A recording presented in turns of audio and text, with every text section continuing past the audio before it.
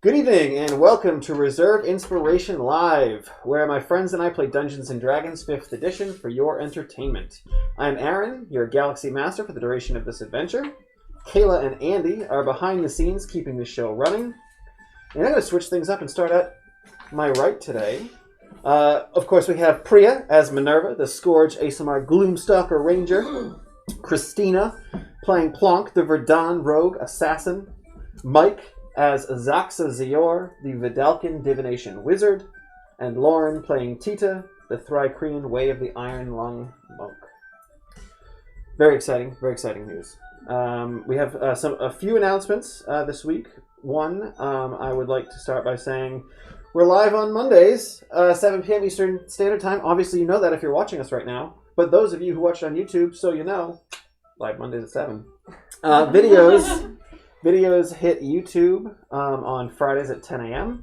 And some more exciting news. We announced it last week. We're going to talk about it again. But we are starting Reserve Inspiration's Game Corner, hosted by the illustrious Lauren and myself.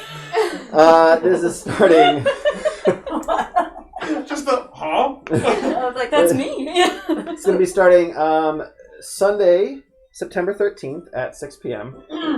Pretty much we're going to be going over how to play the game, possible strategies on how to beat your friends, and of course you'll be able to watch myself and Lauren, the rest of the Reserve Inspiration cast, and special guests every once in a while. Pretty much go at each other's throats. It should be pretty fun. We will be premiering with our favorite board game, Settlers of Catan, on the 13th, so don't miss it. Fantastic, exciting news, everyone. We hit over 50 followers on Twitch. So tonight we're going to be doing a t-shirt giveaway. At the break, I will be giving a word, a key word. And then you have a few minutes to enter into the chat, only once, or you're disqualified. And we will randomly choose a winner. We will get your sizes and color choice and whatnot via email. If you could email us if you're the winner, that would be fantastic. Also, on top of that, Andy will be monitoring our chat this evening. So if you have any questions, any issues, maybe you can't hear us or you can't see us or whatever it may be, please let him know. Also, things that you'd like to see us do on top of our Dungeons and Dragons as well in our Game Corner, let us know. So last week, if you remember, I did a thing. I set up the playlist for recaps on YouTube, so everyone doesn't have to watch all the previous content to watch us live. So definitely check that out. If you're new to the stream, you have a few minutes to do that. We also are working on another thing that I'm going to have Priya tell you about right now. Yeah, so it is in the realm of social media. Just to go over the social media that we do have right now, we've got Instagram, Facebook, Tumblr, Twitter. Search for Reserve Inspiration. It'll be sure to come up. The other thing that we are putting together right now is a Discord server for Reserve Inspiration. That is under construction at the moment, so we can let y'all know once we have that up and running. It should be pretty fun. Also, fan art. If you have art that you want to share with us of the campaign or the characters or just anything, you can email that to reserveinspiration@gmail.com. And then during our break, we can compile like a fan art video, and your art can be featured on the show. Also, subscribe to YouTube. That is about it for social media for today. And now for today's space fact. I need to use my phone for the space fact, so please excuse me. Just because I want to make sure that I quote it accurately. Oh, and this fact was actually sent to me by one of my friends who is also a viewer of the show, so we have them to thank for this. Who are they? Their name is Yana, and they live in New Mexico. Oh! And also someone that I have met through another Discord server. Nice. Yeah, speaking just all the wonderful things of Discord tonight. But yes, so they sent me something very interesting that I did not know about previously. A couple space facts ago, I talked about Pluto, and I lamented how Pluto is no longer a planet. However, that's actually not the case in New Mexico. It's still considered a planet there, and basically what happened is that there was a there was a vote. The state's House of Representatives voted on a piece of legislature that concludes, quote, as Pluto passes overhead through New Mexico's excellent night skies, it will be declared a planet, and that March 13th should be declared Pluto Planet Day. End quote. And yeah, so this was an actual, like, bill that their House of Representatives voted on in New Mexico, and the reason for this is that the astronomer who discovered Pluto's existence, Clyde Tombaugh, he lived in New Mexico, and he worked at the New Mexico State University for like 2 decades. So yeah, Pluto's very important to them, and it is legally still a planet there, and I love Pluto, so I will be moving to New Mexico. Very nice. Before we move into our little game reserve bit, I did want to also mention that tomorrow is the Massachusetts election primary for the candidate for Senate. Please go out and vote. It's very important. But yeah, that's my little civic duty right there. But yeah, I'll let you take over for your bit. Are we there yet? I know the game reserve is close, honey, but we haven't even left the driveway yet. When we get there, we are so planning Ticket to Ride first. No way! You said we're going to play Munchkin! Girls, we can play both of those as well as many more. Can I get a new travel case for my Magic the Gathering cards? Well, that's not fair. If you're getting a carrying case, then I want some new paints to finish my miniatures. Children, stop arguing or no one is getting anything. I'm hungry. Can we get some snacks? Yes, of course, dear. They have plenty to munch on. I'm thirsty. You can both get a drink as well. Yes! You know, you mentioned I could look at the dice sets next time we were there. Yes, darling, I did say that. I know you've had your eye on some of those Catan expansion packs. Maybe we could all get something. Yay! Wow. All right. That was fun. Where is our Oscar? I'd like to thank. Well, you know, I think that brings us to our recap of what happened last time. Yes. So, last time on Reserve Inspiration D&D, after a prank turned into a joyride, the extremely stoned Tita and Plunk attempted to guide the fighter pod back to the docking gear of their mothership, the Gun 792. Due to a slight miscalculation on Plunk's part, the pod slammed into the docking gear, crippling a good portion of it. Eventually, the party touched down on one of the magnificent floating islands that surrounds Ysgard Prime. Kubrick made arrangements for the ship to be fixed for an estimated price of 350 to 400 credits. Minerva discussed a plan of action before the team gathered on a sky skiff and flew to the main mountain itself. Shortly after being let loose in the strange new city to some, Xaaxa incessantly berated attendants and passers-by for information about the Tritons, as there seems to be... That's a great way to put that. That is absolutely correct. As there seems to be many of them on Ysgard, but just a small handful on this one planet of Vidal. Minerva reunited with an old acquaintance, and Kubrick forgot about his favorite coffee shop. Yeah, he did. Which Plonk and Tita discovered, and yeah, we did. You know what that means. Chaos ensued. Minerva's acquaintance, Diambra, offered the party 500 credits to help her with a job assigned to her by her deity, Tyr. They got 2 rooms at the nearby hotel, the Oceanus Views, and discussed the job in more detail. Tyr believes that the Solar Sadkiel, commander of the Ysgardian army and angel of battle and strategy, may have something to do with the collapse of the elemental chaos and the invasion of the fiends. He'd like Diambra to find Sadkiel to be guilty or prove him innocent. Either way, she's getting paid. The party, believing that they're responsible for the elemental chaos collapse, decide to help try and prove the Solar's innocence, but without implementing themselves in the process. The party happened to arrive on Ysgard on their 4th day of their 5-day week cycle, which is a Zobendog, which is the last day of the work week and an evening of celebration and indulgence. The team makes their way to the Spirit Pits, where they witness an epic battle between a buff Aasimar and a lithe Triton. Whiskey and other beverages are had while Tito restocked a bit out of his stash. Clubbing outfits were purchased, and the party made their way to Halos and Horns, the most popular club on Ysgard Prime. After seeing the lights and hearing the loud music, Xaaxa decided this scene was not for him, and decided to explore a bit while everyone else filed inside. Xaaxa made his way to the very bottom of Ysgard Prime, where the mountain meets the water realm of Muspelheim, home of the Tritons. Without a second thought and no visual of what was below, he dove off the pier. Meanwhile, at the club, more drinks are had. Plonk is stealing drinks left and right. Tita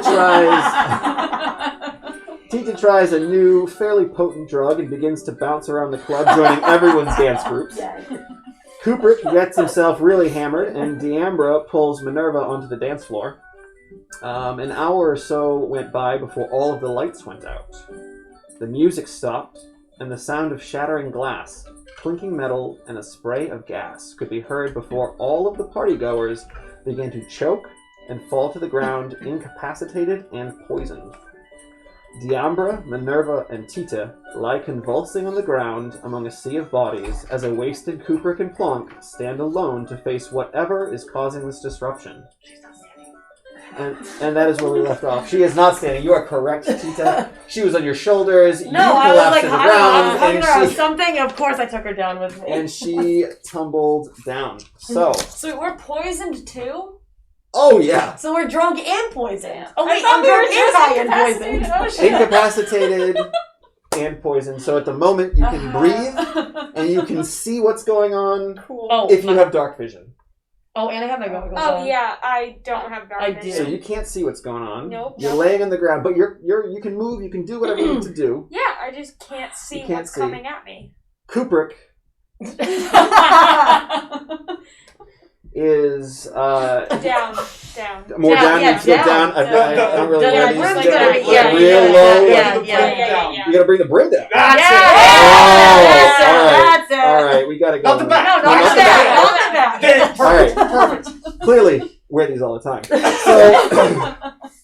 So, those of you who are in the club, Xaaxa is not with you.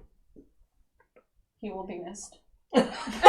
Plonk, you're the only one who can. He will be missed. We will be missed. We're like dead at the club. Oh, don't worry. You won't be missed. So I will reiterate. The lights go out. The music stops. And you hear sounds of some type of like a. And the room begins to fill Yeah, I remember putting my goggles with a on to know noxious that. gas of some sort. We've already rolled Constitution saves. Minerva, Tita, and Diambra failed and are unconscious. Well, conscious, but convulsing and seizing on the ground. Bit of spittle starting to foam at the mouths. Plonk. Well, first off. Well, first off. Tita, as you fall, like I mentioned, Plonk, who is atop your shoulders, tumbles to the ground after the initial inhale. Now prepared to cover her mouth, Plonk lay among the others, not breathing at the moment, kind of holding your breath as to not inhale whatever this gas is. Upon hearing the sound of the gas, Kubrick was quick to cover his mouth with his amazing Stetson. And he seems to be fine, wavering while standing. That's right. He's just moving the jacket too, Yep. so it looks like. Yep. This is kind of like a little. Somehow his swaying is avoiding the gas. So, Diambra is seizing pretty hard on the ground.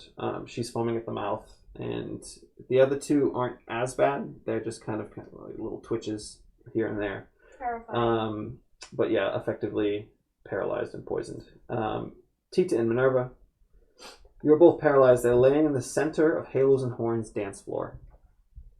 The gas dissipates pretty quickly, but the damage is done, and you all hear the shattering of glass, sounds of grappling hooks, and boots landing on the ground.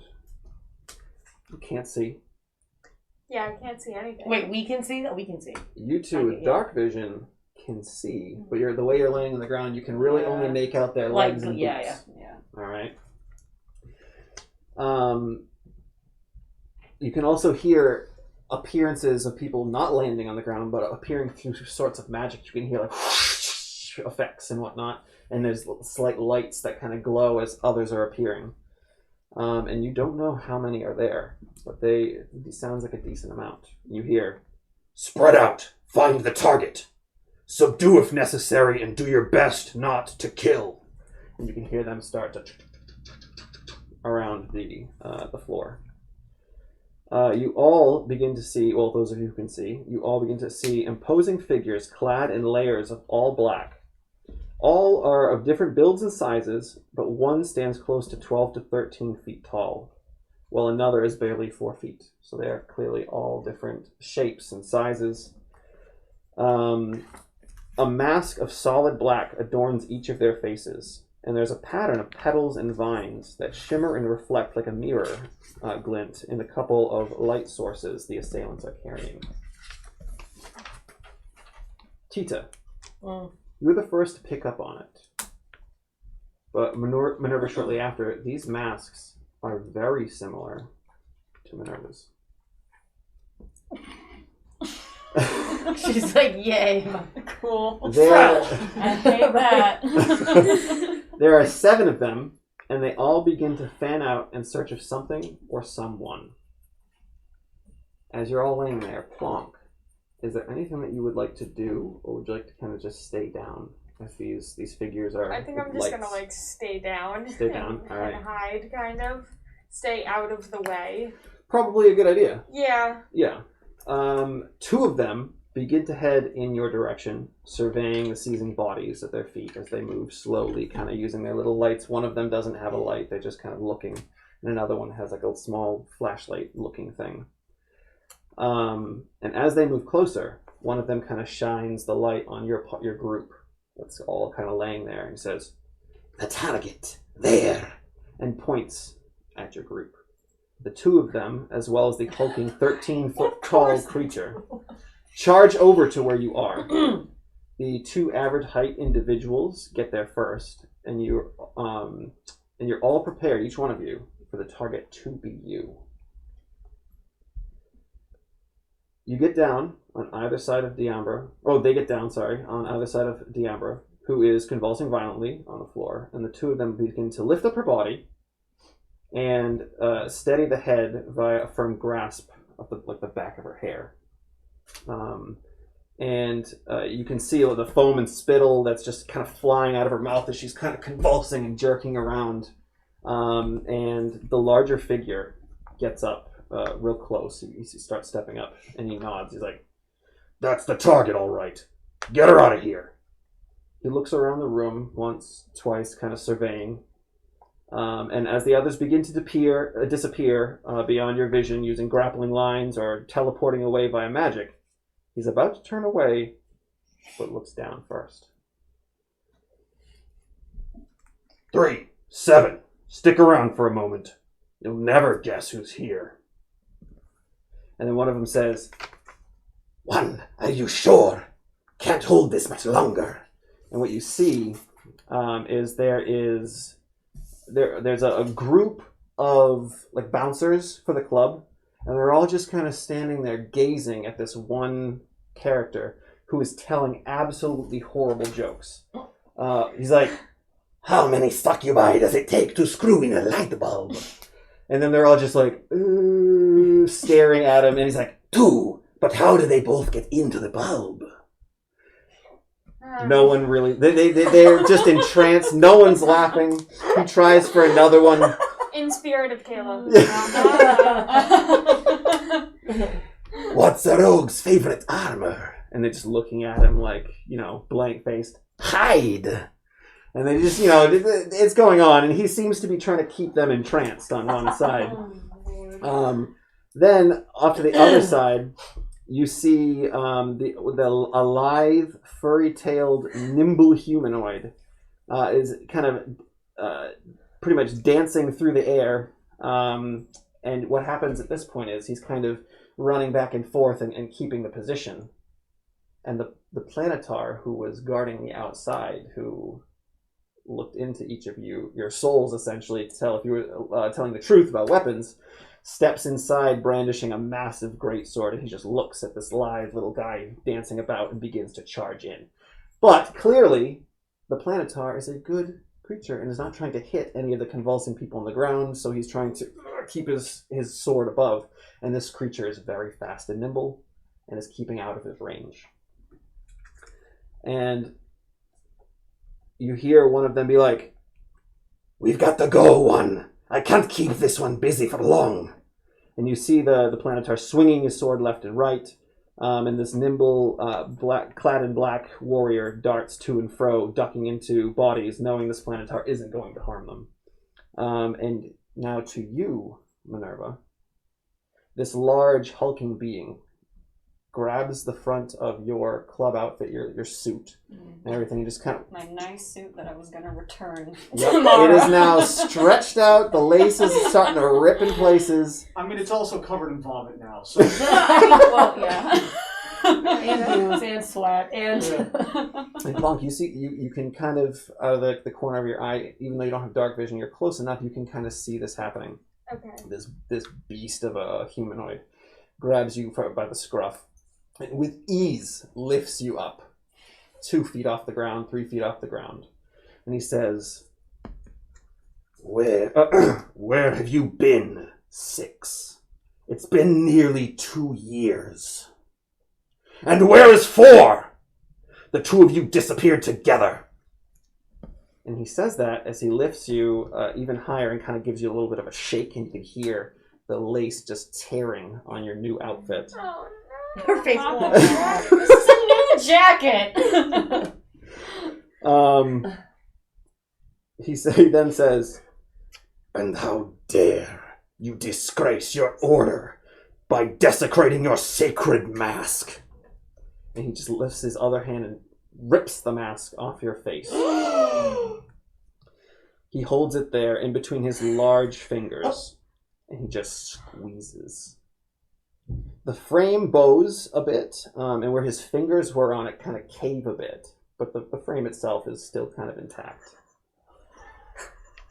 My mouth has not closed yet. Do I have an... Okay, I understand that I'm, like, out of it, but I'm still conscious. You are conscious. You can see and you can understand everything this Can guy is I- saying. You can't even mumble at the moment. Yeah, I know, I can't even mumble, but, like... Plus, you're exhausted. Plus, I'm exhausted. Plus, you're drunk. But... You're exhausted, you're drunk, You're you're poisoned. poisoned, you're incapacitated. Yeah, but... Hang on, let me read the... Yeah, you read. Fine print. Small dents form. He goes, yeah, you read. Small dents form, chipping away some of the brass covering, leaving the edges black. You betrayed your order, which I would never do. And you can see, as this is happening, everyone else who's kind of stuck on the floor plonk, you can kind of see, because there's a bit of a glow coming off that Planetar. The Planetar is still swinging wildly. This ninja-like combatant is bouncing off of pillars and grabbing the rafters and swinging around, but he tries to leap down into the crowd, and the Planetar takes one good swipe, just catching him across the side. And you see him kind of reel and just land on all fours, like, but he's breathing heavy at this point. So, I've read the fine print. Yes.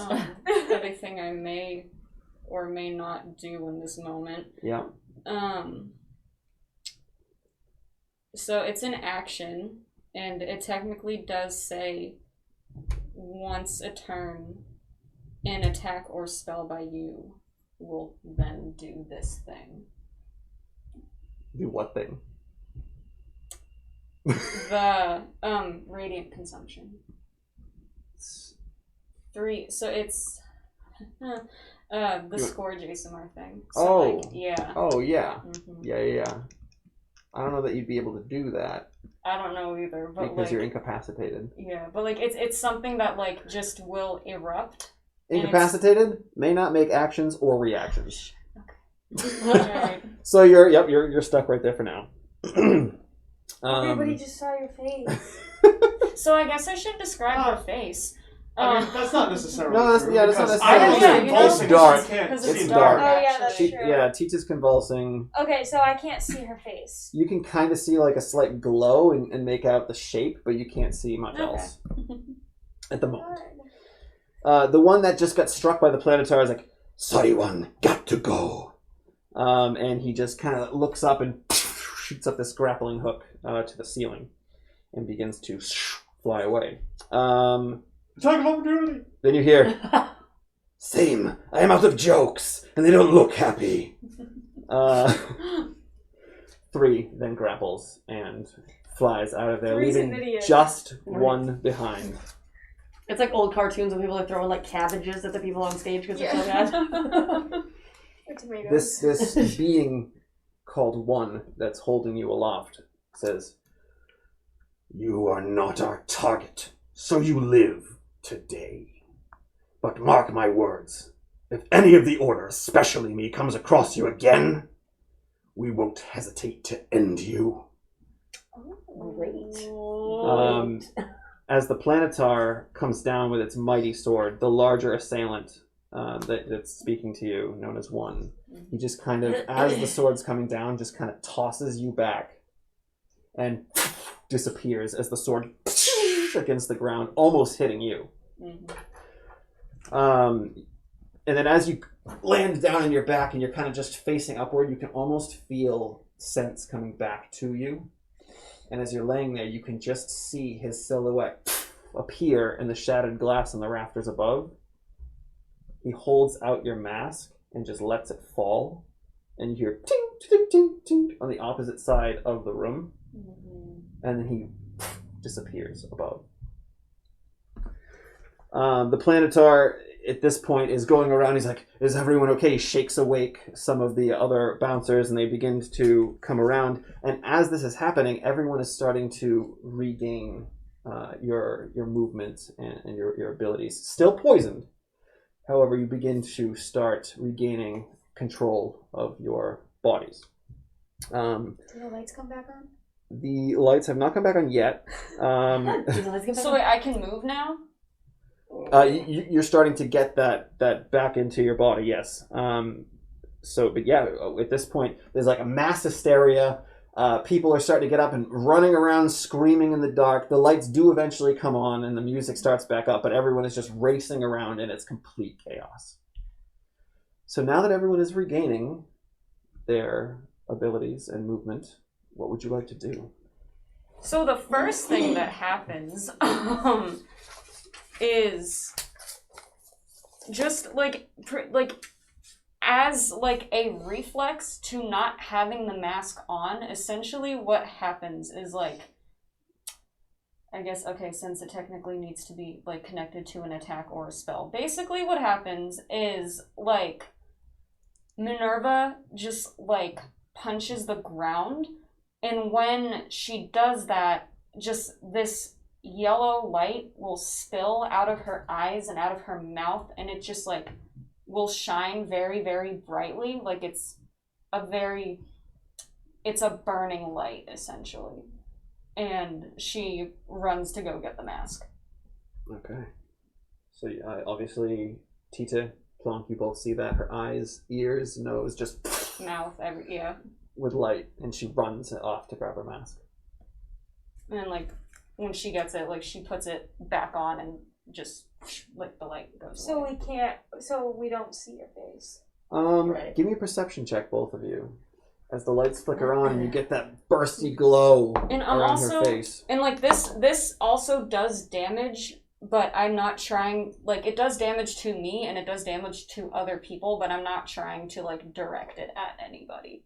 So it's So. just bursting out. So yeah, so like I'm taking damage from it, but I'm not trying to like Okay. put it to anyone I like around that me. you're willingly taking damage and not hurting anyone else. That's nice. I mean, like she could. So, Plonk, 13. Diamber is now gone. Oh, well, I never read this in. I rolled for perception. I know. You Oh, said yes. roll. 15. 13. What is it? 13. 13? 15. 15. I would say that you got a brief like you've seen her. I haven't seen your hands, just mainly your neck. So you know she has like a light purplish. Yeah, and like the sides skin. of her head too, because she has like her head is like shaved except for like the top of it, and like the skin is like a light purple.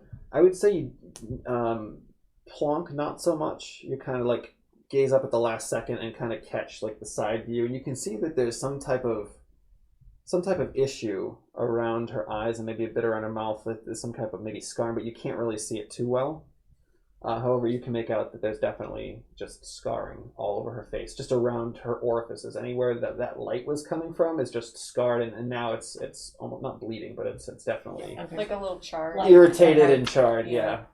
But yeah, Kubrick is just like, what was that? Oh my! What was he doing the whole time? He's just down. He was down. He doesn't have a sword. He's drunk. What is he supposed to do? 7 assailants come in. Kubrick to the rescue. I mean, what? He's got the hat. He's got the hat. That's true. The hat, though.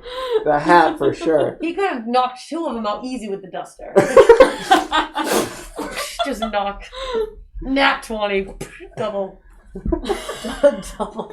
A critical hit from the dust. So Minerva, I picture you were just kind of kneeling where the mask had fallen, and you're kind of strapping it back on. Yeah, and she kind of just like people are just all around you. She's just chaos like leaned running. like against the wall, pretty much.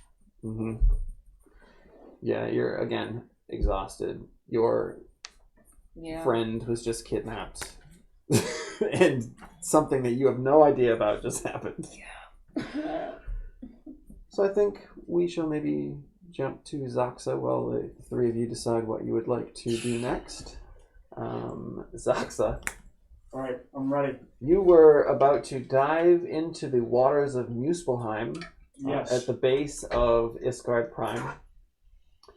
As you dive off of this pier, I'd like for you to make an intelligence check, please. No, where's the dice? This dice, come on. You can't fail me. That will be... And before you say anything, I have reminded my players many, many times that they have the option to use inspiration fragments. Or this is the same day, though. They all have 4. And, hopefully if you're in chat, please, yell at them. This is the same day. No, and he I have didn't use portent. his... You do have portent, yes. And so I will use the 16 plus your intelligence? Plus my intelligence of 2 will make it 18. Because I do not like the 7. No. So as you are diving off of this pier and you're about to hit the water, you think, oh, my books! And I immediately yell, again, apologies for pronunciation. Focus, scrap! And Misty Step. Oh. Back onto the pier. Oh. Okay. Close call. And just...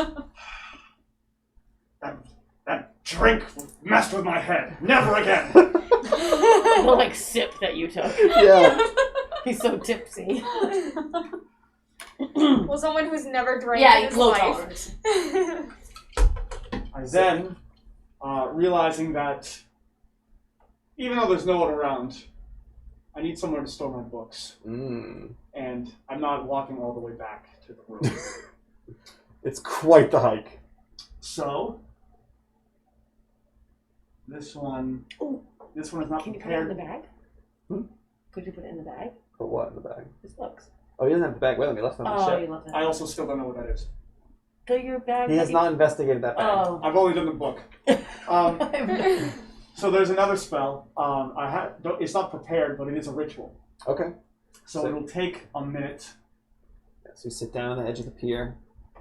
Literally. Cross-legged. Oh, I'm sorry. It takes 1 action plus 10 minutes. Oh. Okay. So it's going to take you 10 minutes and 6 seconds. A bit of string and of wood. Yeah, which you would have in your component pouch for sure. And A bit of strength? I know. Just a bit. A bit. What is it? That is the measurement. A bit. Okay. This is what The it next says time I go to online. Michael's, I'm like, yo, I need a bit of that fabric. And I will say... There's a reason I haven't cast this one before. I will say...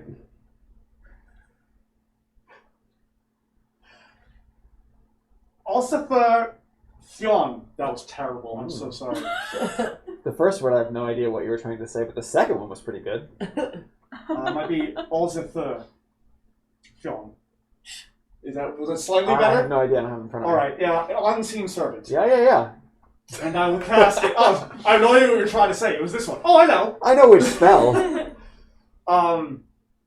And I will kind of form this man out of the wooden string. Like Pinocchio? Kind of. Except he's invisible. He's invisible, mindless, shapeless, medium force.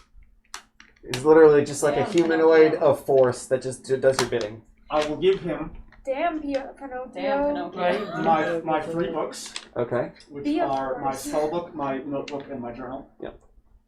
I will tell him it can follow simple commands, so I'm going to tell him I'm going to tell it to stay out of sight. Okay. Well, I'm not Cooper right now. And so the range is 60 feet, and if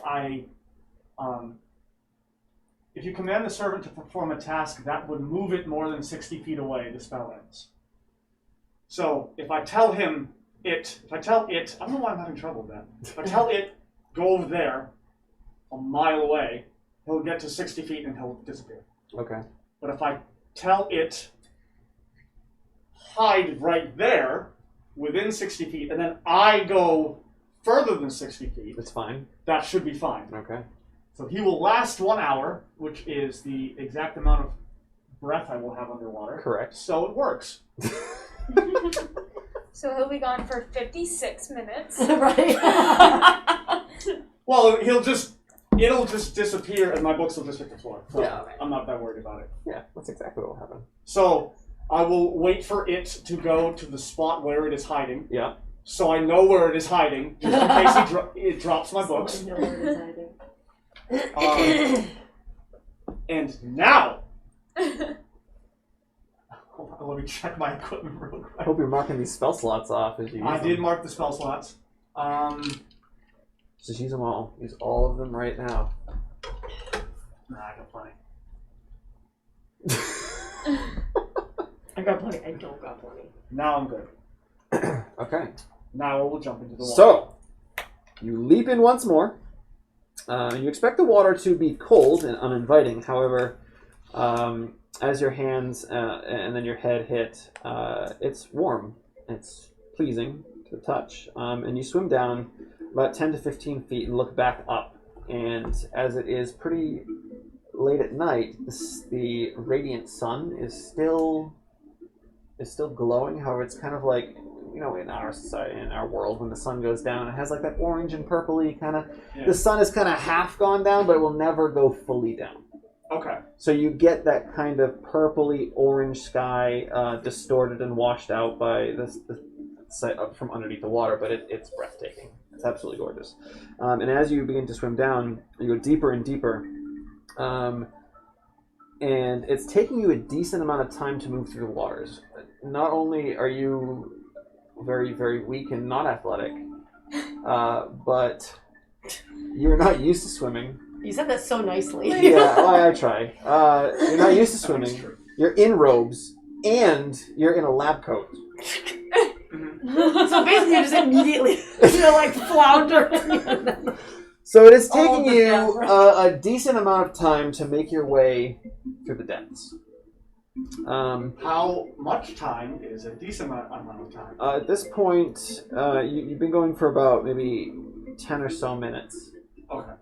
You don't see anything in front of you yet, but I would like you to make a perception check for what is around you. We'll do that.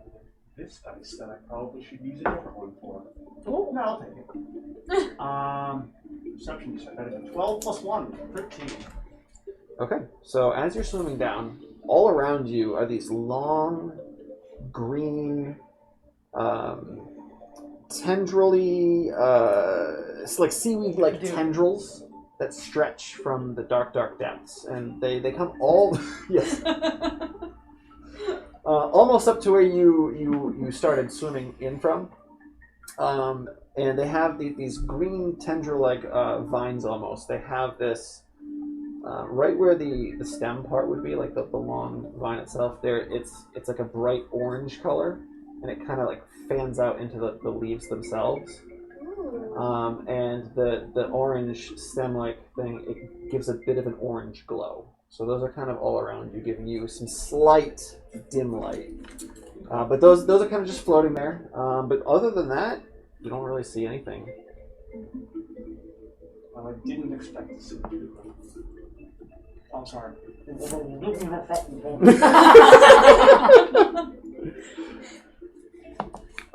But yeah, so you are continuing to swim down, and again, those tendrils are just floating there.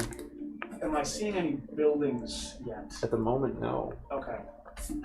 I'll keep swimming in the same direction, I guess. All right. As you continue to swim, those tendrils become more and more dense throughout. And it's almost odd. It seems as though there are some that maybe attach from the surface and go down as well. That like reach all the way just to the depths. But yeah, you continue to swim. How long would you like to continue to swim? How long has it been at this point? I would say as you continue to keep going, you're probably hitting the 20-minute mark at this point. But yeah, again, there's, like I said, nothing except darkness all around you and the slight glow of those tendrils. And they don't seem to be, like vicious, like they're not trying to reach out to you or anything. They're just kind of floating. Good to know. Yeah. 20 minutes down. I don't want to go to the half hour and do half hour back because that's cutting it too close. I'll do 5 more minutes down. If I don't see anything, I'm going back up. All right, so you continue to move. Give me another perception check. It makes me want to be a mermaid. That is a 14 plus 1, 15. Ooh, 15, okay. You continue, and right at that cusp where you're like, oh, I should probably start heading back up. You can see a slight green glow coming from the depths, further down from where you are. And it looks as though from where that green glow is, those tendrils are coming like straight from that.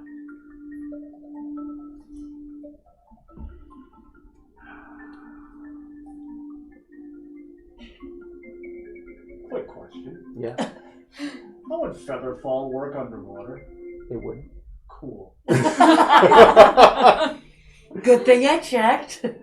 Just wondering. I didn't think it would. Second question. Yeah. How would Expeditious Retreat work underwater? It would work perfectly fine underwater. That's what I really wanted to do. Okay. Then I will go. Cool. I will go to that glowing green. Okay. And that triples your speed essentially, right? It It allows you to move as a bonus action as well. So you can, Yes, and you I can can move take action and bonus action. So yeah, you're pretty much tripling your speed currently. Yes. So yeah, you continue to head down that way and tripling your speed. You get there in about 8 minutes. What is it? What is it? Yes, that is a good question. So what do I actually see? let's see. Here you are.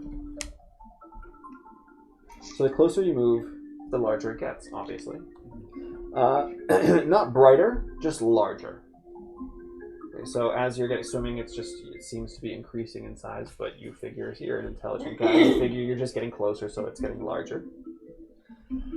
And you begin to see shapes in the glow below. Larger and larger they become. These shapes are structures or buildings of some sort. It's still difficult to make out from the distance that you're at, and as you're swimming in, you're kind of getting a better look. But like I said, the closer you get, the clearer each structure becomes, and the massive green glow is a city. As you get closer, it is not just 1 or 2 buildings, it is a full city. And you are slowly, well, not really slow at this point, making your way to this city. You didn't do one thing, so I got to make sure I'm saying the right stuff here. You did. Oh, sorry.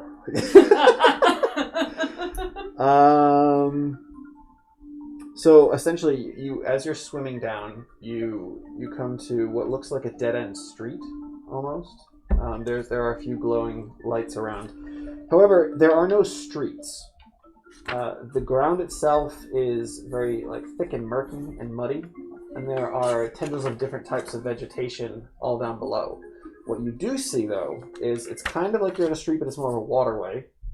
And along this waterway are smaller 1 to 2 story structures. They seem to be made out of like a porous rock-like material. You see some of them that are made from what looks like maybe shells. It's hard to make out because, like I said, it's fairly dark here, and there's no one in the streets. About every 50 or so feet, there's like a glowing lantern, a green glowing lantern of some type of magical light. And they are harnessed by a chain that goes down into the murkiness. All of the buildings that you see are not built into the ground either. They're also kind of held aloft by chains that go down into the murkiness. Cool. So they kind of float there. That's cool.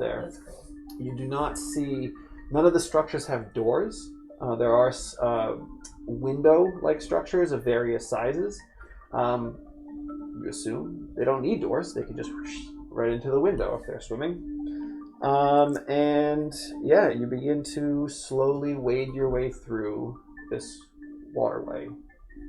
As you go through, most of the houses are dark. You don't see much for lights. Every once in a while you might get a slight flicker of some type of light. Obviously not a candle, but maybe something similar. And I don't know how far you would like to go, but as you could stop me anytime. But you continue to move forward, and you come to kind of a juncture. Well, at this point, Expeditions Retreat is concentration up to 10 minutes, so that probably wouldn't be active at this point. I'd say you're probably just losing it at this point. Okay, Yeah. cool. As you get to this juncture where it kind of splits off like a 4-way street, almost, you can see, as you get to this corner, it's quite odd. You see a much larger floating chain building. So it, like all the other ones, it's floating, it's held aloft by these chains, but it's much, much larger. Maybe 4 or 5 stories, and it's wide, much wider than any of the other buildings as well.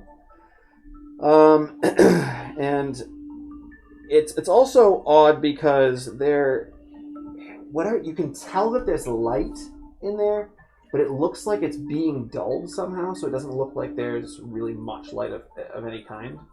And you can also see some type of humanoids outside of this building, but you can't hear anything they're saying. You can see them gesturing and talking and laughing, but you can't hear anything. But yeah, you see that building ahead. What would you like to do? I would like to approach the humanoids. Okay. Am I close enough to see that these are Tritons? So I'll give me another perception check as you approach. You don't have dark vision, right? Do you? Almost at 20. I do not. All right. So There there are the glowing lights. So I'll just do a regular roll. It doesn't have to be a disadvantage. That was an 8 plus 1, which is 9. 9.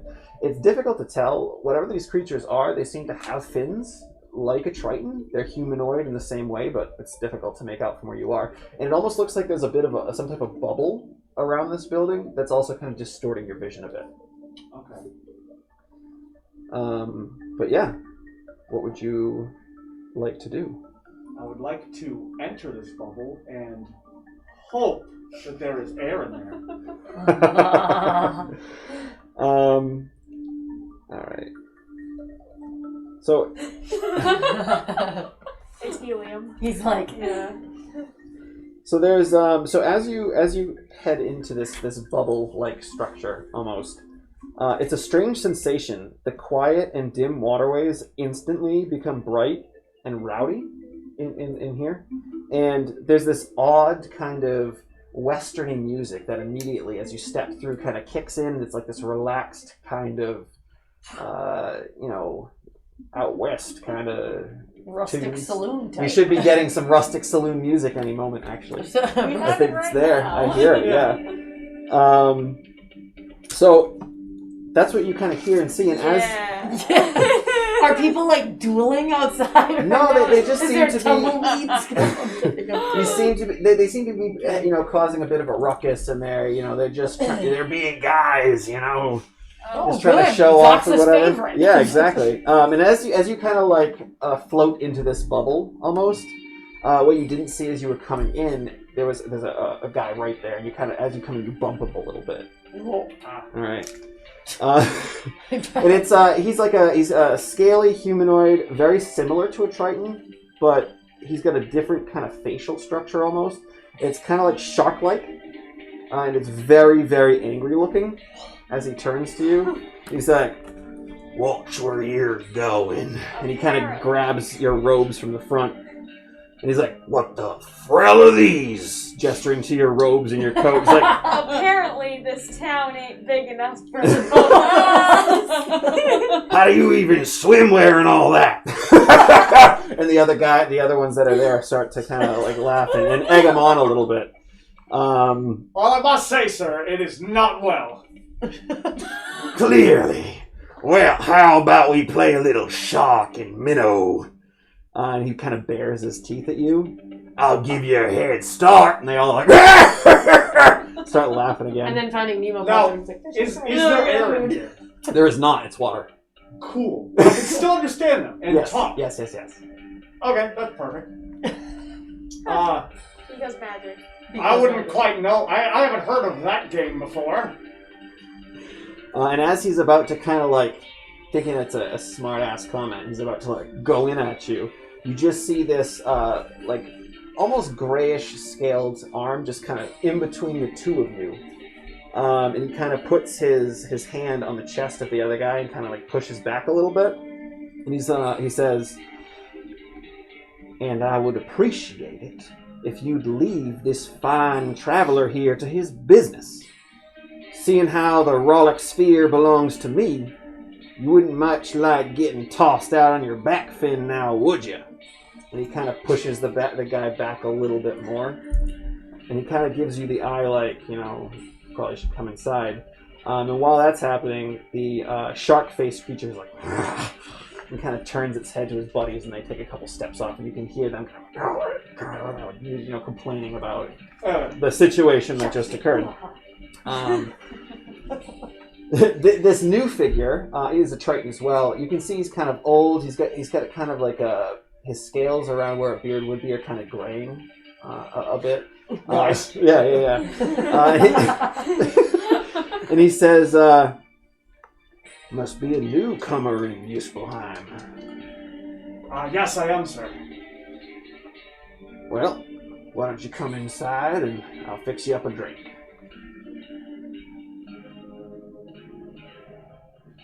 Really trying to understand how that would work. Could I ask, is there air inside? Inside the establishment itself, not really, but I do have an air pocket for you oxygen breathers. That would be lovely. Well, I can take you inside and you can utilize that right away. Absolutely. Okay, so he leads you in, and as Hurry, you step please. inside, this is like a rec center. Pretty much like any kind of... Well, the first floor is a bar, but as he's moving through the different sections of the rooms, there's like different like pool tables and other types of games set out. There is, as you are stepping upstairs, it's more of like a really nice lounge area. You can see like cocktail waitresses and waiters coming around with drinks for the patrons up there. And he actually leads you there to the secondary upstairs bar. And he says, "Right this way, sir." And he brings you to a small side room, and it's literally just like a small 5x5 box of a room with just you step inside, and it's an air bubble. Walk in.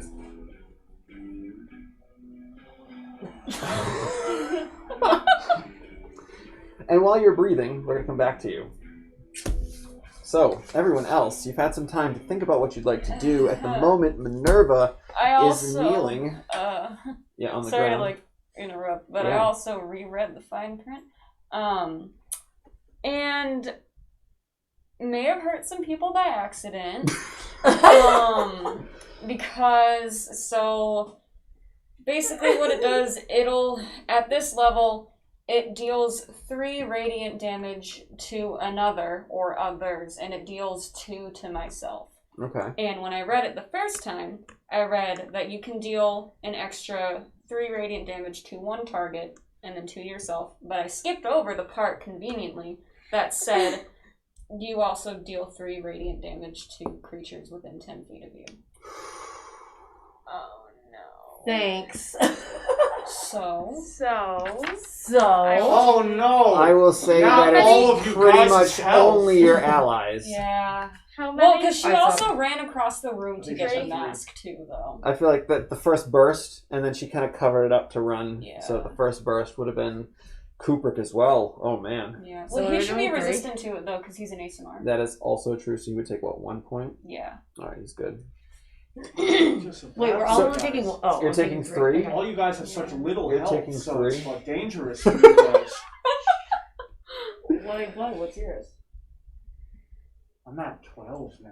Oh. So you still have more than me, even Yeah. after taking the hits. In fact, you have 6 more than me. Oh, you want to stop complaining about your health? Who was it that chose the -1 Constitution? Yeah. I don't want to stop complaining. You did I this to chose it, yourself. and I will complain about it all I want. So, Tita, Plum, Yeah. Minerva, Yeah. Kubrick, Cooper. So, Jesus. what would you like to do? Minerva is just against the wall, and she's kind of like, just like curled in on herself, kind of. You're still tripping a bit. I was gonna say, what's my status? 'Cause All of that excitement, you saw it pretty much as unicorns bouncing around and just like all of the fun happiness. so then I'm probably just laying on the floor, like if the lights are back on, Oh, I'm no. probably just getting it. Like I'm probably I mean, just like, laying you on got- the floor, like yeah. You did get burned, though. Oh, you did get a I'm little bit of a singed, radiant so I'm burnt singe. and I'm dancing. I'm kidding. Plonk, That you was were bright able to move No, the I'm probably entire shriveled up, time, but, like, and you stayed put. So at this point, you see Minerva kind of just slumped against the wall. You see Tita kind of rolling and just like, looking up at the I'm ceiling. like dazed. Kubrick's just kind of, he's stumbling around. He kind of like goes over and shakes Tita a bit, and Kubrick is 100% sober now. yeah. Like, boom, like I want to that. go over to Cooper and be like, how much of that did you see? Well, I saw the whole thing. Okay. Apparently our boss is someone else, maybe. So you don't know who those things were? Those things I don't. What? No. You're from here. Sure, yeah, but that doesn't mean that I know who knows where they came from. Did it look like all ASMR to you? I'm just gonna turn around and walk away. I'm so annoyed at Cooper. He's made so many friends so fast. You know what? I'm gonna knock his hat off. Oh, make a dexterity I'm check. just gonna look at him and just be like, How high do you have to jump to make that? oh yeah. Perfect.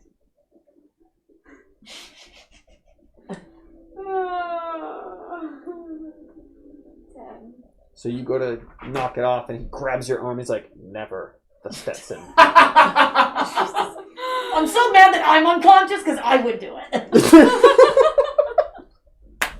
I'm tall enough. I'd be like, Oh, yeah. So he just kind of turns, and then he kind of goes over to Tita and kind of like shakes your shoulder a little bit. You're like, "Hey, Tita, you good? Did you see what had just happened?" am I actually good or am I still not good? Make a Constitution check. Like an actual. Doesn't matter. No, a fake Constitution check. 15. 15. I think it's kind of wearing off, and you're coming to the realization, especially with that singe that you got, that some bad dren just went down. Okay. You're kind of sobering up from So the, then I'll at spray least sit experience. up. I will at least sit. I'm Yeah. not gonna get up. I'll just sit up. And I would say at this point, the majority of the partygoers here have vacated. Some people are just off to the walls, like putting their shoes back on, and they're getting ready to leave. Who's out with shoes? No, I'll probably just sit up, do a big rub of the, I'll take my goggles off, do a big rub of the eyes, because clearly I'm like, well, what did I even just see? I'm gonna look around, obviously, for my peeps, like Plonk and whatnot. I'm kind of like scared of Minerva right now. Okay. All right. So yeah, Minerva's. You don't see her at first, but eventually, after scanning the room, you see her. She's just kind of. That's so bad. Hey, did you put the mask back on, Minerva? Yeah, no, she All right. did So that. yeah, you can see the dented mask has been put back onto Minerva's face, and it's a little uncomfortable. But she's just kind of slumped, head down against a wall off to the side of the room. Plonk just kind of stormed off from Kubrick, and then he came over to kind of get you up. Yeah, I'm just gonna kind of sit up and look around, and then I guess look to Kubrick and kind of like, what happened? Like, Some people in black came and took the Abra. yeah, I saw that. I meant, what happened? What do you mean? That's what happened. Like, but why though? Who knows? Oh, useless. Plonk, get over You here. see? I'm just gonna shout to Plonk because you're, yeah. So I'm gonna be like, Well, Plonk. that Stetson a little tight. Yeah. I'm just gonna pan the room like Plonk, Plonk, and then like if I see her, then I'll. Kind of Yeah. look You around. can easily find Plonk. So then I'm calm if I see Plonk. I'm kind of scared of like Minerva, so I'm just kind of like slyly, like not slyly, like Slink. Cautiously? cautiously, like look at her and be like, She's not looking at you, she's looking at the wall. yeah.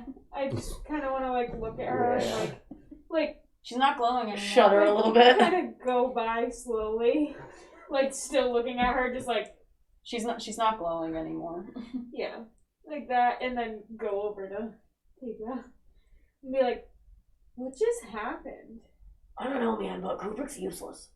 I heard that.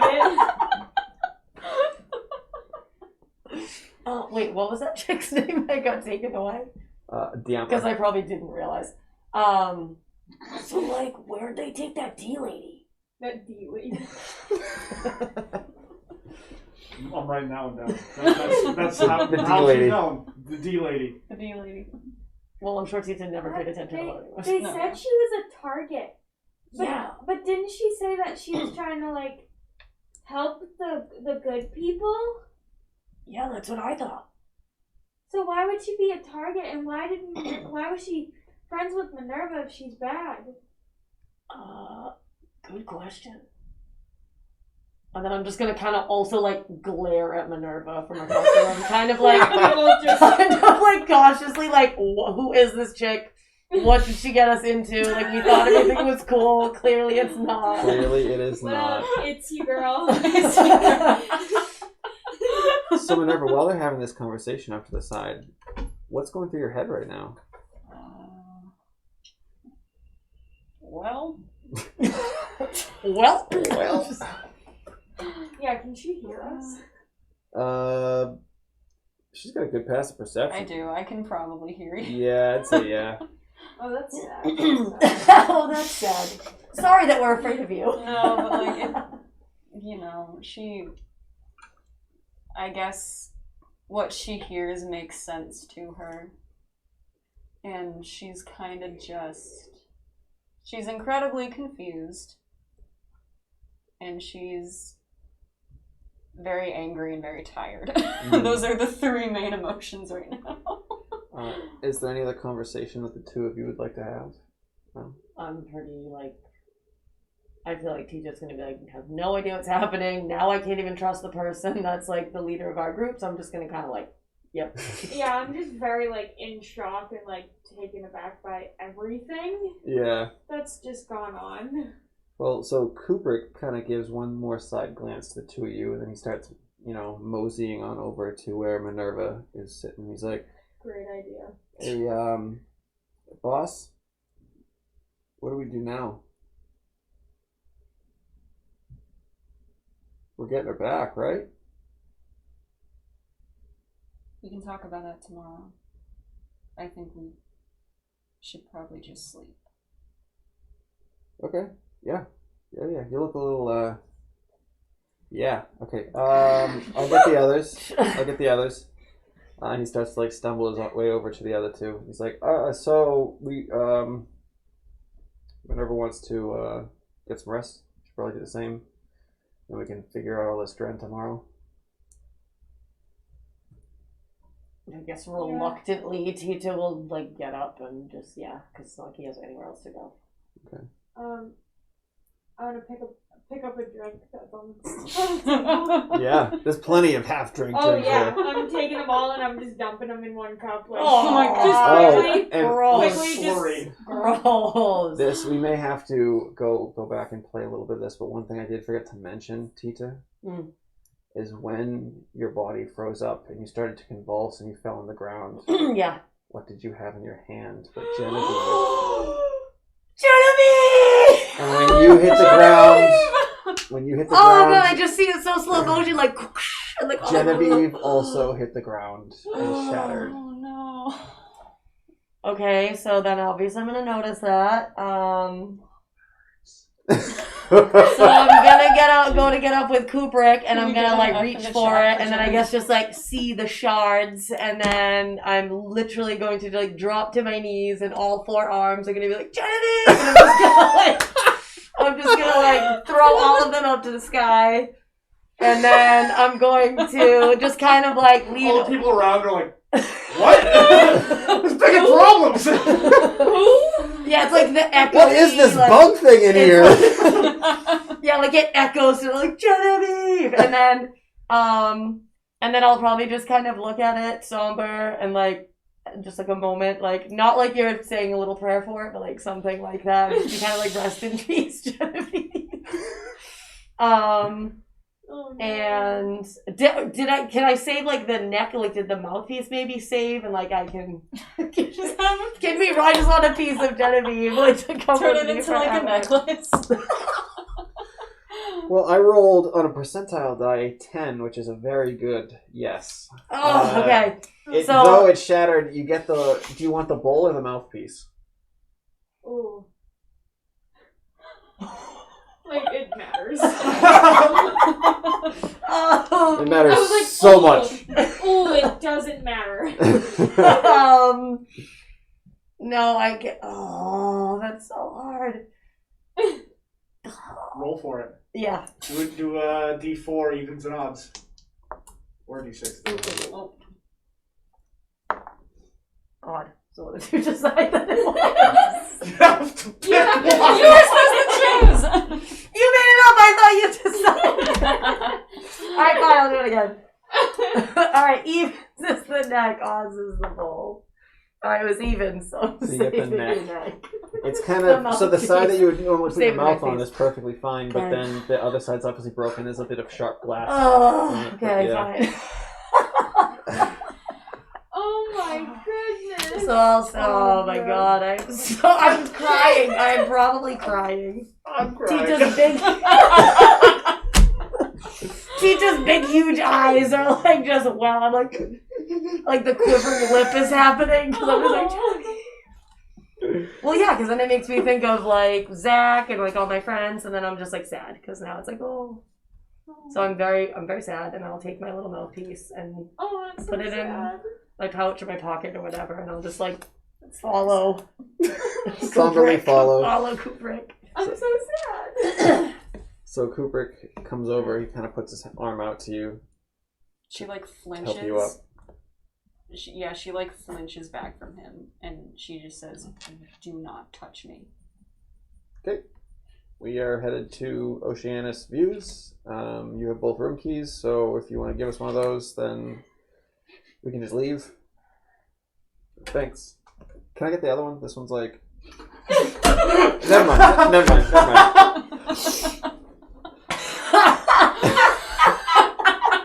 That's such an out of character. That is such a real life thing though, like, oh, this is the crappy one. The other one. He starts to turn, and then he's like, "Do you want us to wait for you, or are you just heading up there when you're ready?" Whatever. Yep, got it. We will head out now. Whatever Tita and Plonk want to do. Okay, I will check. So he walks back over to you guys. Okay, so I have a Did key. you have the key? I got a key. Okay. It's room 412, but we should probably just leave her here. She does not seem like she wants to. She wouldn't even let me help her up. Is she alright? I don't know. You want to go out and talk to her? I don't want to talk to her. No, that's okay. Because I'm still definitely scared that light was coming out of her face. So I'm just gonna not get too close. I'm gonna kind of slowly walk up to her. Okay. And be like, Minerva, Yes. are you okay? If she asks for money now, we will. You almost died, but can I get a coffee? I just want one more drink. Sorry. Are you okay? Do you remember when you asked me earlier if I was going to take my mask off tonight to let loose? Yeah. And do you see from the burns on you how I can't do that?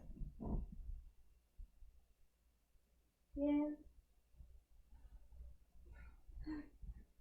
I'm sorry I hurt you. You should get some rest. Okay. I'm gonna scurry away. Okay. So Cooper's like, all right, well, let's head back. We'll meet up with Xaaxa, and we can figure things out from there. You all right? Yeah. Coronavirus. No, it's No, her, she's she's aspirating. Yeah. She's aspirating. It's not coronavirus, it's her spit. Questionably worse. I'm just kidding. So yeah, he gathers the two of you up. And is like, yeah, let's head back.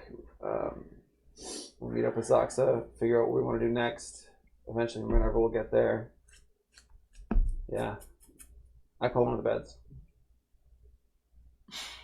Wow. Okay. You know what? That's fine because Tita and Plonk have no problem. I'm so big and then she can just squish. I'm kidding. I thought you were gonna be like, you know what? That's fine because we can just sleep on the floor, and I was gonna be like, wait, no.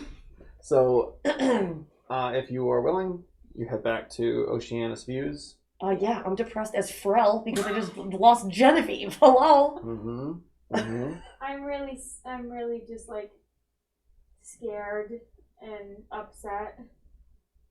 I don't really I'm scared, upset, but also I don't really know how to feel about everything that just happened. So it's just a lot. Yeah. Right now. Yeah. So you make your way Oceanus Views. You get there, you head up the elevator from the fire giant lifting you up.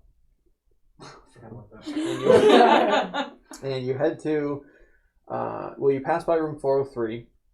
And Kubrick, assuming since he has 412 that 403 would be in Xaaxa's possession, knocks on the door for Xaaxa's attention. Nothing happens. Alright, well maybe he's sleeping. Let's head to 12 then. So down, lets you guys in, and you head in there for the night. So we're stuck with... You didn't get a key. I have the other key. It's funny because what I was going to say last time is as you were leaving, if you had gone to the room, you would have gotten there, went to use the key, and there was no key, and you would have had to go back. But instead, you went to Muselheim, so... So it didn't matter. Did not matter. So me and Tita are stuck with Kubrick in a room all night. Yep. Wow. So now that you have kind of gone into the room and prepared to bed down for the evening, we're going to jump back to Xaaxa. Xaaxa, you are inside the Rollick Sphere, which is this rec type area, rec center, if you will. I love this. I know, same. And you were left in that small back bubble room where you can breathe.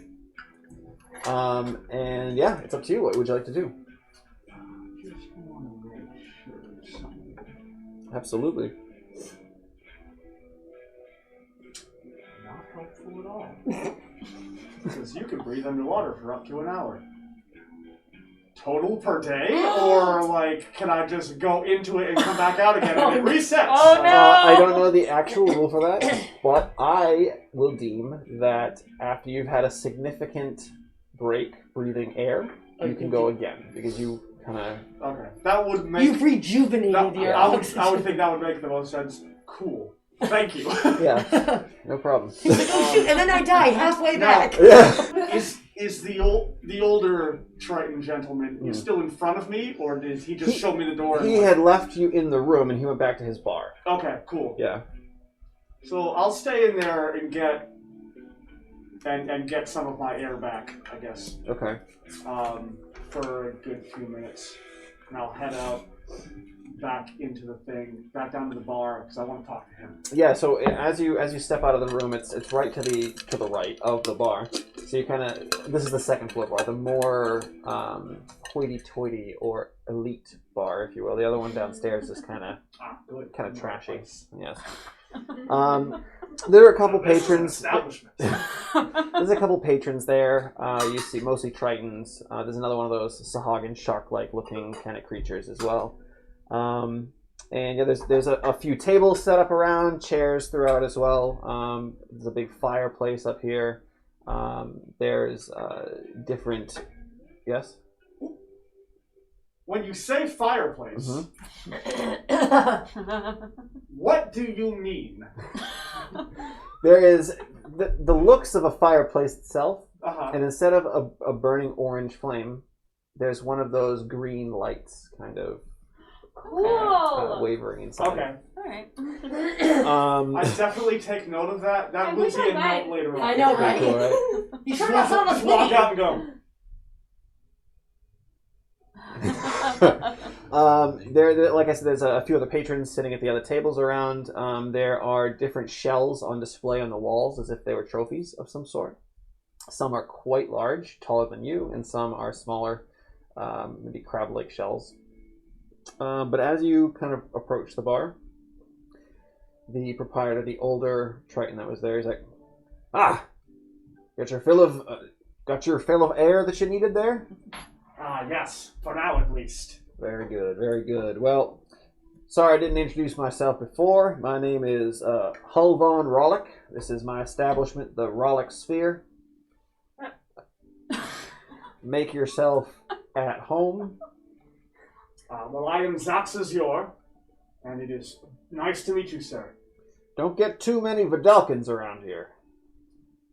Yes, that's unfortunate. I have seen many of your kind before, back on Verdalk. Yes. Have you ever been there? I personally have not, but if you need more information, depending on what you're looking for, I think I know the guy for you. That would be most kind. What in particular? What kind of information do you need there, sir? I've heard rumors that something has affected the planet as of late. I want to find someone who's been there recently, within the past week if possible. Well, I know that Hikariah Merkfin just came back to town. He's a mail carrier. I'm sorry, that was one person? Right? There's something to Hikariah Merkfin, that is one person. Yes. Yeah. Cool, alright, continue, sorry. Hikariah is his first name, Merkfin last. Of course, Surname. of course. Okay. I too thought it was more than one person. A wonderful name. Yes, it is. If you're looking for information about Vidalk or the Oceanus River, the Impossible Depths, anything like that, you're gonna want to talk to Merkfin. He's well traveled, and but you know, like I said, he's one of them mail carriers. You know, dangerous folk. I usually try to steer clear unless I need to send a letter to someone or Wait, in why? the steam system. Is he a dog or why does he How- mail people? How would one send a letter? Well, you look for a mail carrier. Merkfin is one of them, like I mentioned. And once he has enough letters or packages to take to a destination, he utilizes the Oceanus River to travel from plane to plane. How would he carry them in the water? That's a good question. Good question for him. I will ask him that. Thank you. Could you point me in his direction? Oh, absolutely. And he kind of turns a bit. Him. Okay. He kind of points, and you see off in like a bit of a shadowy corner, there's a small wooden table, big enough for maybe 2 people to sit at. And you can see him kind of slumped down, way down in his chair. And let me give you a quick description here. If I can find one. So yeah, so he's you see him, he's kind of slouched over what looks like a glass soda bottle. And sticking out of the top, from where you are at least, it looks like a bright red straw of sorts. Naturally. Yeah. This creature has very broad shoulders and a very stocky build. And he's a Triton, which is quite odd. Usually they're kind of more tall and lanky, but he's quite stocky. He's got faded, teal, scaly skin of sorts. 2 large fin-like ears that come off like most Tritons have. However, one of them is kind of shredded. It looks like he got into some type of, alteration or scuffle. Yeah. And he lost a bit of that. He also, let's see, he looks like he has an eye patch over his left eye, and a large scar that just kind of comes down the right cheek all the way. And his left arm ends in a hook. Oh my god, he's so many people together. His outfit is very odd. Something that you have not seen before. Even more odd than your yellow robes with a trench coat or whatever. He's out weirding me. Yeah. I will not stand for this! He's wearing a one-piece, skin-tight, salmon-colored Get suit. it! Yes! It's kind of has it's torn in places, there's little stains here and there. But there's an insignia so sad right on the there's an insignia right on the chest plate area of a dolphin with a harness carrying a large sack. There he is. And when that is what you see when Hulvan Rollick points him out on the opposite side of the bar. That is the best description of a well-traveled man I've ever heard. He might as well have one of those the frilly shirts. Legend. I'll look back at Hikaraya is so great. I just don't even remember what his name is. Hulvan, and his last name is Rollick, the same name as the place, Rollick Sphere. I'll look back at Rollick and just, thank you, sir. And I'll turn. My pleasure. And I'll head over to Hikaraya. Oh my god, this is amazing. And you just see him. He doesn't have a Stetson on. This isn't that type of Western. It's so just bald head with his little fin things, one ripped off, and he's kind of, like I said, slouched way down. I don't even know if the camera can see me right now, but slouched way down in his chair, and he kind of sees you approaching, and he kind of just squint eyes you as you approach. And you just get to him, and he says, "Need something?" Yes, my good sir. I was wondering how and how much would it be to send a letter to Verdonk? Verdonk. Well, I don't generally head to Verdonk. It's more of a stop at Arborea. Maybe for some extra credits I could make a run there. How many credits would I need?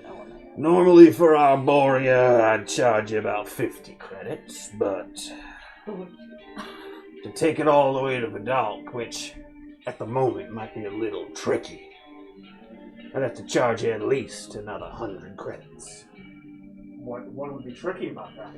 Well, I was just making my return journey from Arborea, and the nexus point for the impossible depths. That's damn right frozen over. No one ain't getting in there right now. And unfortunately, that freeze is moving its way into Oceana's River. Gonna have some trouble getting in and out of here pretty soon. Better come tell us that later. What would that mean for the rock? For Vidalk? Well, Vidalk is kind of submerged in a bit of it. Best assumption, well, probably froze up.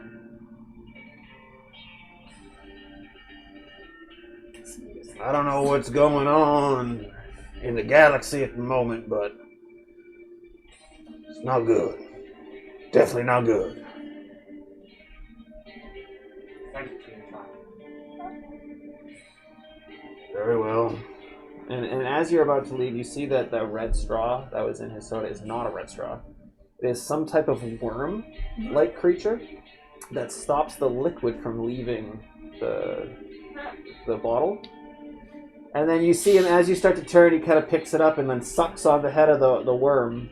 And you can see the liquid inside the bottle start to decrease, and then he just kind of puts it down and the worm closes its mouth. That's disgusting. That is incredibly creative. I love that. I hate it. I hate everything about that. Thanks, I hate it. Thanks, I hate it. So you head back over to Rock. Before I go, Yeah. I will ask him, Hikariah, one more thing. I am interested as to how you get letters through the water. We have, there's bags that are quite magical. We can fill them up and weighs the same. Keeps everything protected as well. Thank you. Magic, yeah, very interesting. And then, so I'll look back to. Hikariah is on my mind. I cannot remember that guy's name. Hulvon. Holvon. Hulvon Rollick. Rollick. I keep thinking Write Rorik. it down. You have Write it to down. I don't have a notebook. That's true. That's on the I will shore. not metagame. I'll kind of give him like one of these. Well, if you got a message to send, I'll probably be around for the next couple days, and then I'll make some more stops. If I don't see you in 2 days, I'll probably leave it. Understood. And he just kind of slinks back down a bit. And I'll look over at Rollick and kind of just like, Heading out already? yes, I believe so. Well, very well. Be careful on your way out of the city if you're heading back up to Ysgard. Do you know of a faster way? Well, yeah. Do you not know about the tendrils? No. Yeah. Just grab onto one of those. It'll wrap around you and pull you right up. Save it coming on down. Thank you. Hey, no problem. I don't think he's felt stupider in his life. Just that'll explain a lot. Just walk out and then just look around for some of those tendrils. Where you are currently, there are none, but you saw a ton of them at the outskirts of that waterway where you first came into town. Oh yeah, okay. So I'll start heading that way then. All right, as you exit the bubble, it goes silent again, and it's still quite dark. Very few. Now people have started to emerge from these like rock-like houses and whatnot, but there's not a lot of movement. You do see as you are leaving, the Sahagin gentleman kind of give you a sneer with it baring his sharp-like teeth at you. But he leaves you be, and you head out. And as you're making your way down the waterway, more and more people are starting to head out, and they seem to be preparing for some type of cleaning, perhaps. People are coming out with shovels and brooms and all kinds of other accoutrement of that sort for cleaning. And yeah, as you're moving, you can see there's a few of the tritons as they're kind of just floating in place, and you see them. They all have these like stripped necklaces. One of them presses a little spot on it, and not moments later, a dolphin comes over to where he is, and there's like these little straps attached to him. The triton just grabs on and starts to bring it much faster to different destinations throughout. What does it do? But yeah, so that's what you see as you start to head back to the tendrils. Lights are beginning to come on in the houses, and the city is beginning to bustle. So you're coming to the idea that it might be getting close to morning-ish. I should get back and sleep. It's been a long night. Well, it was explained to you that rest day up top goes from 8 a.m. until pretty much when you wake up the next morning to go to work. Right, okay. So. Yeah, that's right. I'm not missing anything. You're not missing anything at the moment. So I'll head for one of those tendrils. Mm-hmm. Eye it a little bit. and grab one. And as soon as you do, you expect it to be kind of slimy. It is not. It's almost dry in your hand as you grab it. And as soon as you wrap your fingers around it, the bottom part of the tendril just around your arm, and before you can be like, oh, you're just rocketed toward the surface of the water at full speed. Your arm out. Yeah, almost, pretty much. Oh! Just go through my eyes, like, ugh! And as you rocket to the surface, we're going to take our break. However, we are first going to give the viewers a keyword. Today's keyword is going to be disappointed, which is what Minerva's god is with her. Disappoin. He's not a god, he's an angel. Ted. There you go. So disappointed. Pretty much what's going to happen is you have until our first, what is the thing? The bios. The little bios of all the characters goes through. Once the second one starts, we're ending it there, and we're going to be rolling some die to see who gets a T-shirt. But One time. yes. One time. One time, yes. You can only enter the word disappointed one time. If you do it more than once, you will be disqualified. And we're announcing the winner like at the end of the show, right? I think if we can get it done right away, we can do it once we right come after back from the break. Cool. And this is your amazing shirt you can win. But there are actually 10 different colors to choose from, so it doesn't have to be purple. We all wear purple. If you want to be cool like us, you can get the purple. But again, there's 9 other colors. All right, so we will be back in about 15 minutes. Definitely enter the word disappointed in the chat, and hopefully you will be the winner and new owner of a fantastic Reserve Inspiration T-shirt. This one. See you soon.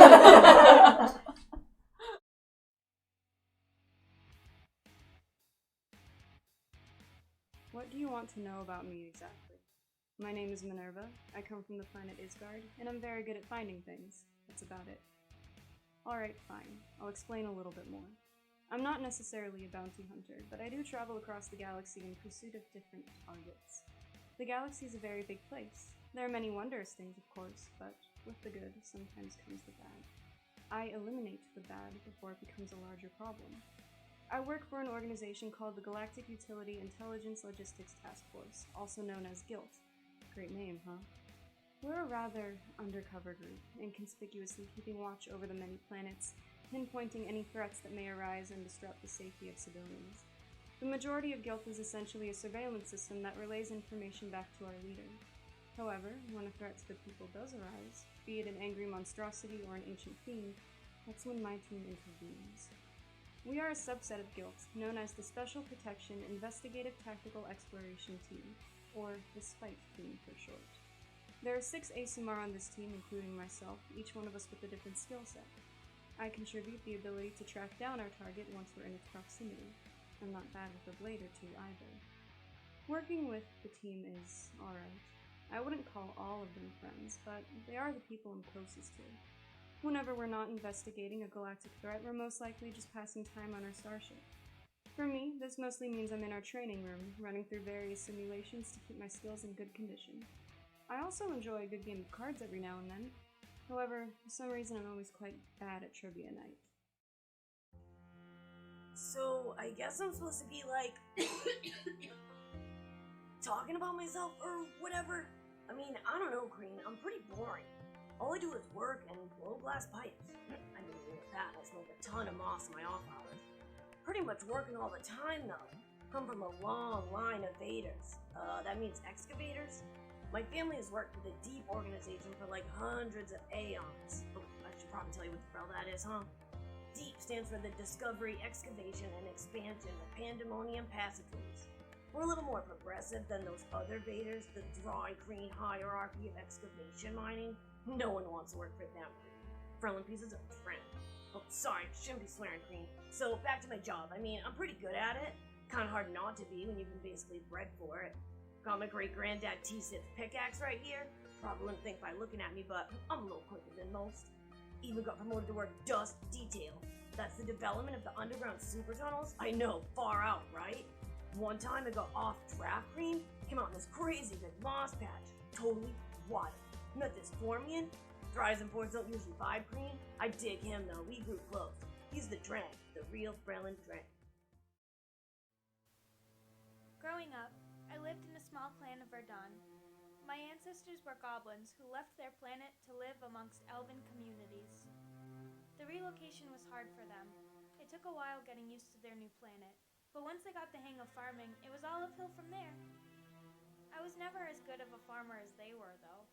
All I wanted to do was play. Hide and seek or squink. It's kind of like capture the flanc. Those are my favorite. I love the adrenaline I get from a good hunt. Waking up to your farmhouse engulfed in flames in the middle of the night, all you can do is run. When my village of Mindroktau was destroyed by a swarm of ravenous pixies, I had no idea if I would even survive. Racing out of my smoke-filled home I grew up in, I ran straight to the barn. Mama always taught me to keep a pack of supplies ready in case anything happened. Just grab your pack and go, she'd always say. So I did, and a good thing that I did too. Disappearing quickly was what saved my life. Since then, I've lost all contact with my family. I don't even know if they're alive. The small group of us that got out went to live in the closest elven city, Mithrandane. This is my home now, and I have to say, it was tough getting accustomed to the way of life here. They're not a farming community, so it was hard to find work. I didn't know what I was good at. I thought back to my time in Mindroktau and what I enjoyed back then. Then it hit me. I love the thrill of the chase. I can do that. Becoming a spy is the best thing that's ever happened to me. But I have to say it's a little bittersweet. Working for the royal families, doing a job I love, is like a dream come true. I couldn't be happier. But I'm only able to do so because of the misfortune of my village. I'm hoping my hard work will make my ancestors proud. Cycle 12. Strange-looking creatures appeared today in the North City Square. These aliens called themselves elves. Their pointy ears and flowing hair intrigue me. They speak of different lands, impossible lands. Those without water, or those filled with fantastic creatures. I must learn more about them. Cycle 39. Each cycle since the arrival of the elves, Vidalcan people have attempted to duplicate their extraordinary effects, but to no avail. I reach my 40th cycle soon. Finally, I will be able to lead my own studies. Cycle 66. Without the elves' odd tricks, we have now resorted to building our own way to travel to other planets. The technology they seem to have is many cycles out of our reach. Even so, I believe there are other ways off this planet. Cycle 100. My excavation begins today at Zirathu City ruins. Managing to rope in both Vudila and Zixat into my hypothesis, I have much to discover. Not even the elves know what lies beyond the impossible depths. I know I will find answers there.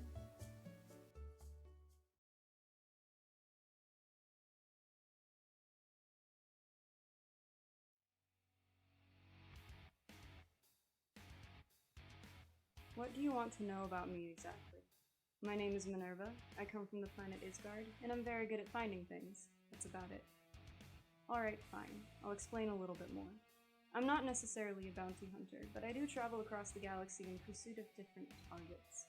The galaxy is a very big place. There are many wondrous things, of course, but with the good sometimes comes the bad. I eliminate the bad before it becomes a larger problem. I work for an organization called the Galactic Utility Intelligence Logistics Task Force, also known as GILT. Great name, huh? We're a rather undercover group, inconspicuously keeping watch over the many planets, pinpointing any threats that may arise and disrupt the safety of civilians. The majority of GILT is essentially a surveillance system that relays information back to our leader. However, when a threat to the people does arise, be it an angry monstrosity or an ancient fiend, that's when my team intervenes. We are a subset of GILT, known as the Special Protection Investigative Tactical Exploration Team, or the SPITE team for short. There are 6 ASMR on this team, including myself, each one of us with a different skill set. I contribute the ability to track down our target once we're in its proximity. I'm not bad with a blade or two either. Working with the team is alright.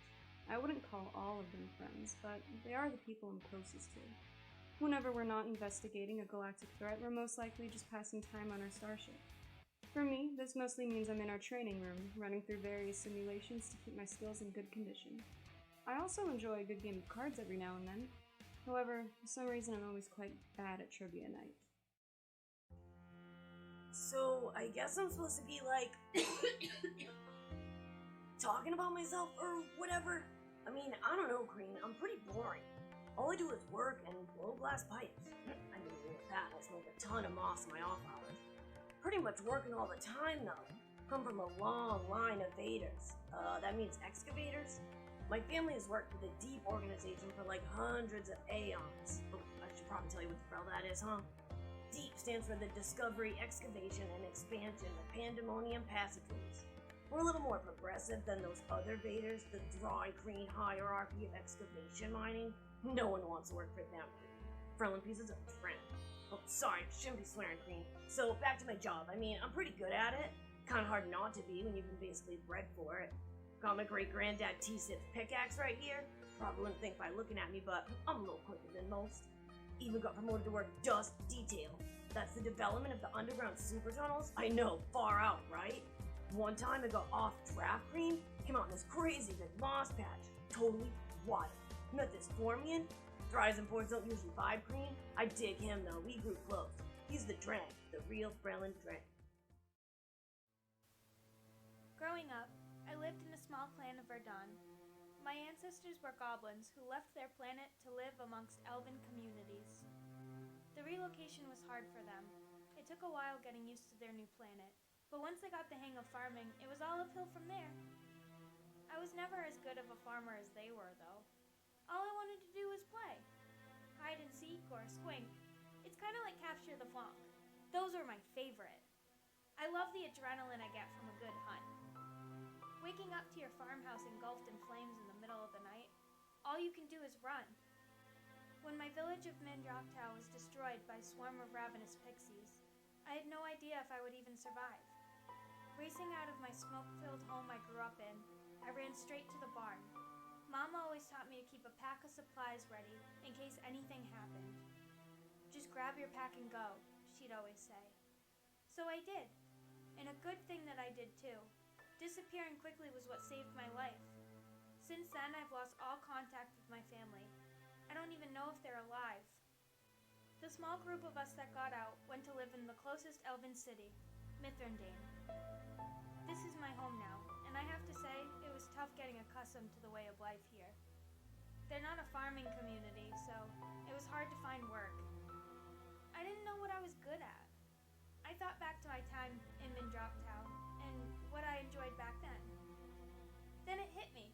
I love the thrill of the chase. I can do that. Becoming a spy is the best thing that's ever happened to me. But I have to say, it's a little bittersweet. Working for the royal families, doing a job I love, is like a dream come true. I couldn't be happier. But I'm only able to do so because of the misfortune of my village. I'm hoping my hard work will make my ancestors proud. Cycle 12. Strange-looking creatures appeared today in the North City Square. These aliens called themselves elves. Their pointy ears and flowing hair intrigue me. They speak of different lands, impossible lands. Those without water, or those filled with fantastic creatures. I must learn more about them. Cycle 39. Each cycle since the arrival of the elves, the Dalcan people have attempted to duplicate their extraordinary effects, but to no avail. I reach my 40th cycle soon. Finally, I will be able to lead my own studies. Cycle 66. Without the elves' odd tricks, we have now resorted to building our own way to travel to other planets. The technology they seem to have is many cycles out of our reach. Even so, I believe there are other ways off this planet. Cycle 100. My excavation begins today at Zirathu City ruins. Managing to rope in both Vudila and Xaaxa into my hypothesis, I have much to discover. Not even the elves know what lies beyond the impossible depths.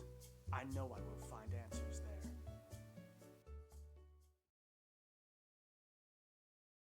Not already. And welcome back. Very exciting news. We have a winner of the first Reserve Inspiration t-shirt. That winner is Camsicle. Camsicle, if you could send us an email to Reserve Inspiration, we will be able to get your information and send one of these shirts out. You'll be able to choose a size, get 10 different colors. Oh, sorry, choose a size and a color, 10 different colors. Reserve Inspiration what? At Gmail. ReserveInspiration@gmail.com. It should be on the bottom right of your screen at some point throughout this evening. Send the email to us and we will send you your shirt, and there's another chance to win next week. Congrats, Camsicle! Okay, so now that Xaaxa is being pulled back to the surface, Tita, Plonk, and Kubrick have gone back to the room for some rest. Minerva, what are you doing? Okay, so after just being on the floor for a little bit, is the Planetar still there? The Planetar is still there. He is walking around, assisting some fallen people, helping usher them out. There are some other bouncers who are picking up some broken glass and whatnot. And you actually see one of them get over to where Tita was and is sweeping up the pink glass of the bong. But yes, Genevieve. Oh, that's gotta be the title. Something to do with Genevieve. Genevieve! Oh, so anyway. We can never have one serious moment. No, it's not possible. Never. Definitely not possible. No. Earlier they were being so serious that you're like, that's just nuts for money right now. Such a touching moment. All right, players, let's get into serious mode. Minerva, what are you doing? So eventually she's gonna get up and she is just going to approach the Planetar as they're going around and taking care of things. But like she's kind of walking cautiously up to them, I guess. Within a moment of you starting to head toward it, its head whips up. He's like, "Problem, citizen?" Have you seen those people ever?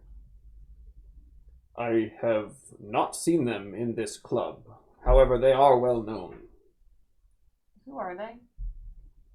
That is the problem. There is no name for them. Oh. They are a group of, I suppose, mercenaries.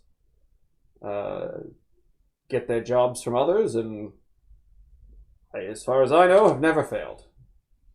Do you know where they're based from?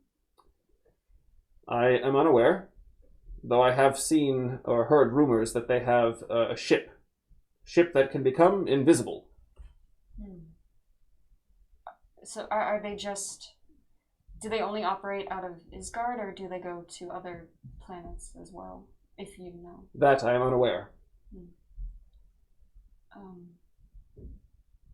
Where are other places that you know of them being before? You said that you'd never seen them here. But... Not at this club, but they have made disturbances at other important buildings on Ysgard Prime. Others, there have been situations within... Oh boy, sorry. Could remember names. Nidavellir, there have been situations where people claim they have seen these mercenaries.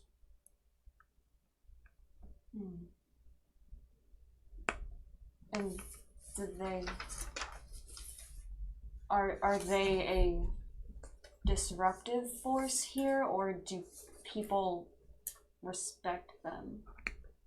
I would not necessarily say they are respected, but people know that if they need a job done, and done correctly, quickly, and quietly for the most part, they seek out these mercenaries. Where can they be found? Like, how would one get... I am unaware. You may wish to look into more prominent figures in society.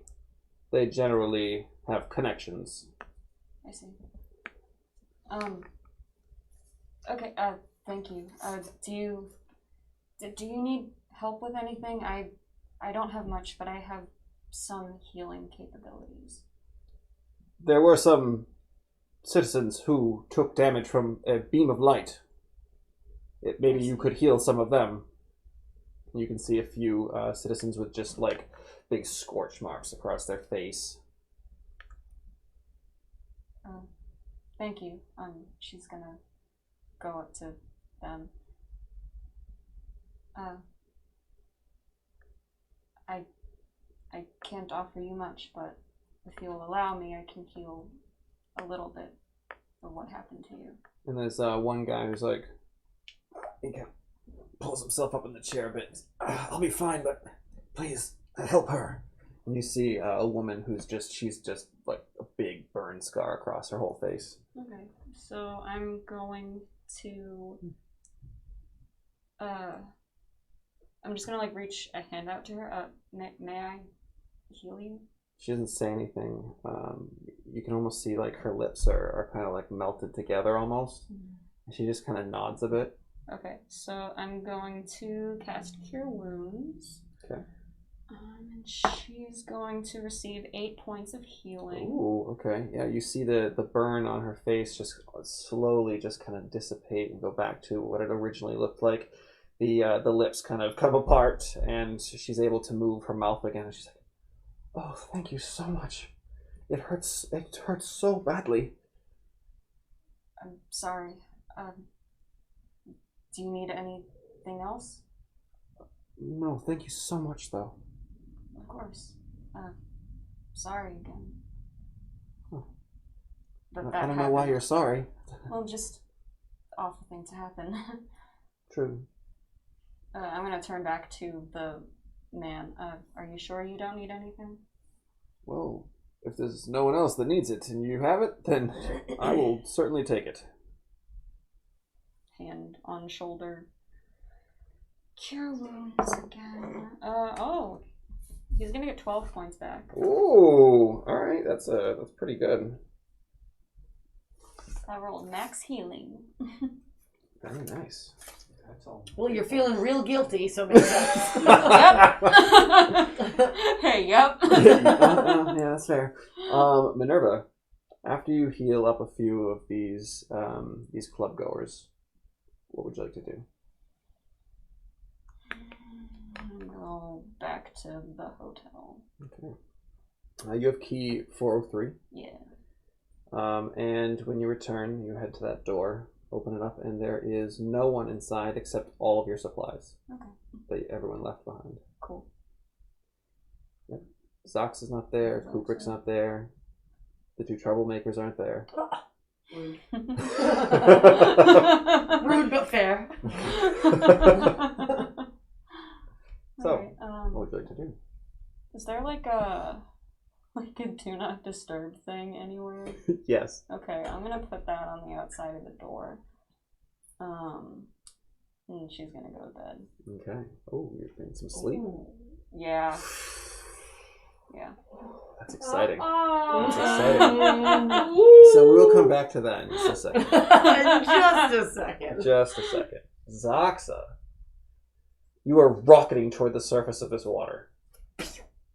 And not but a minute and a half, 2 minutes go by, and you can begin to see that orangey purple glow of the half setting sun. And not 30 seconds to a minute later, you break the water. You got some foam splash around you, and yeah, you are just kind of, the waves are lapping at the shore, or the edge of the mountain cliff side, and yeah, you can see the docks ahead of you, or the piers. I'll try and shake off all of that, and I'll swim over to the dock. Yeah. You don't have expeditious retreat, and you're not being pulled by the vine. It again is slow and tiresome with your robes and your lab coat. You eventually make it over to the pier. Pinocchio is gone, but all of your supplies are still standing. They're still laying there on the ground.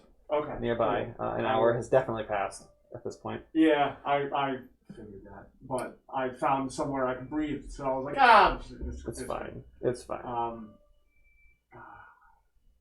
I'm upset that I can't make my clothes not wet. You're just like, as you're walking, it's like On wet. Yeah. Want to make sure. dripping and just sloshing around. Let's see. Thumb There's through nothing the I book. can. You're thumbing through the book on wet. I'm just kidding. I'm gonna Stop try for and unwet. Mickey Mouse this Frel. I'm sorry, this Dren. By using Expeditions Retreat, I'll go really fast in a circle. No. So I'll collect my things, and I'll head back to the hotel. All right. So yeah, you just start sloshing over to the elevator type things. You pull down the lever, and the gears, and the elevator starts bringing you up to the levels of Ysgard Prime. Compared to the vine whipping me up through this, and then just like. It takes some good time to get back up there to the level you were at before. When you do, it's easy enough to make your way back to Oceanus Views. It's still crazy, not riots, but there's partying like crazy in the streets still. Yeah. You're getting bumped around left and right, and people are looking at you weird as they're bumping into you, and there's like they're getting all wet and sloshed and whatnot. But yeah, you eventually make your way back to Oceanus Views. Same as everyone else, take the elevator up from the Fire Giant and head down. You have two options, room 403 and room 412, neither of which you have a key for. Walk room 403, look, see the Do not disturb. I'm going to go ahead and assume all the drunk people are in there and passed out, so I'm not going to be able to wake them anyway. Yep. Go down to 412, knock on the door. All right. Your passive perception's crap, so you're not going to hear it. Yours is pretty good, right? My passive perception 12. Yeah. So over the sound of your own sobs, you hear The knocking. sound of my own sobs because I'm so upset about Genevieve. You hear a knock at the door. You're the only one. 9? Kubrick is snoring 10 loudly. is average. I hear the knock, Yeah. so I'm gonna hit Plonk. You guys just got hit. Are you hear that? What is it? Somebody's knocking at the door. So go answer it. I don't want to go alone. Oh my god. Alright, I guess I'll get it. So Plonk, you head over to the door. You hear the knock again. You open it. Stop it. That's what he does at home. Gonna let you know I'm still there. Oh, she knows. I'm gonna. Who is it? Xaaxa. Fling the door Fling the open. door open, and the sight you see is his yellow robes and lab coat and shoes. Wear Just it! everything Just completely yeah. drenched, dripping off onto You the like go to give him floor. a hug and then you're like, Holding But the I'm books like- like this as to not drip on them. Yeah, But yeah. I'm like, where have you been? And it turns from like excitement to like, where have you been? Where have you been? I'll tell you in the morning. Okay. You're not sleeping Walk on my in. bed. Yeah, Walk in, Like, look at the run beds, back. and go. Kubrick is in one of them. Probably Tintin all and Flonker and the other. thing because he's cool. Oh, Can we have, like, a bathroom? he rolls over and you're. You're like, Immediately, I'm like, I thought the drunk people would be in the other room. then you think about it and you put two and two together, and right now you're thinking Minerva and Diambra are together alone in the other room. Ooh, with a do not disturb.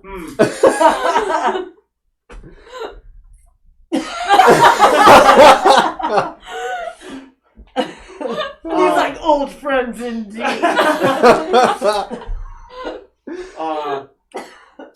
There's a bathroom in this room, correct? Not in the room, but there's one down the hall. Oh no!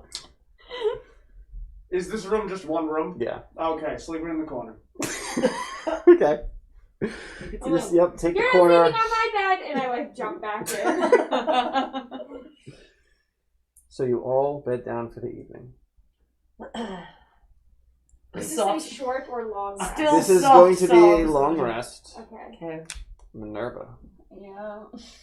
you go to bed, very distraught, thinking back about all of the things that have happened in the last 2 weeks alone. Thinking about how maybe some of them are your fault. Maybe some aren't. But all those thoughts continue to pass through your mind until sleep takes you. And it takes you fairly quickly, as you have been quite exhausted over the last couple days.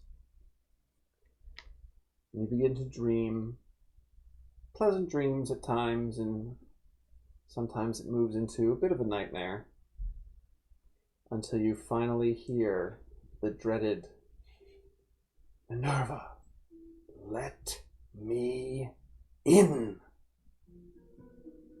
Yeah, she lets them. Okay.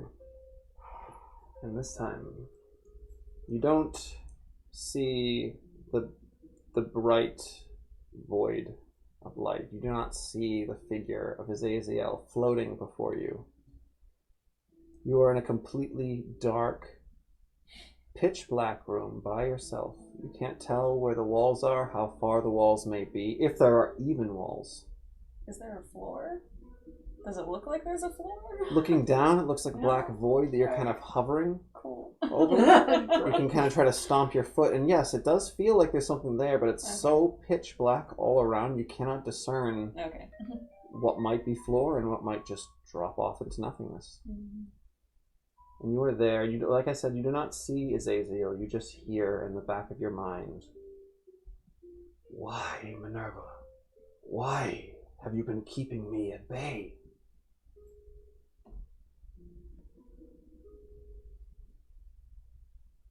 Well, I couldn't imagine that you were happy with me after what happened at the elemental chaos, and I guess I just couldn't face that, and that's my own fault.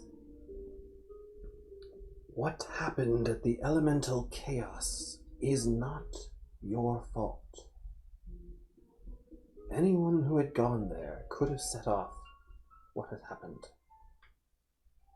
It is just unfortunate that you and your group were there at that time. But if anyone is to take blame, it should be me for sending you there. Clearly, the future that I saw was meant to pass. so you didn't know that that was going to happen? I saw that as one possible future, and I was hoping your group could possibly avoid this. However, it is clear now it could not be avoided. I see.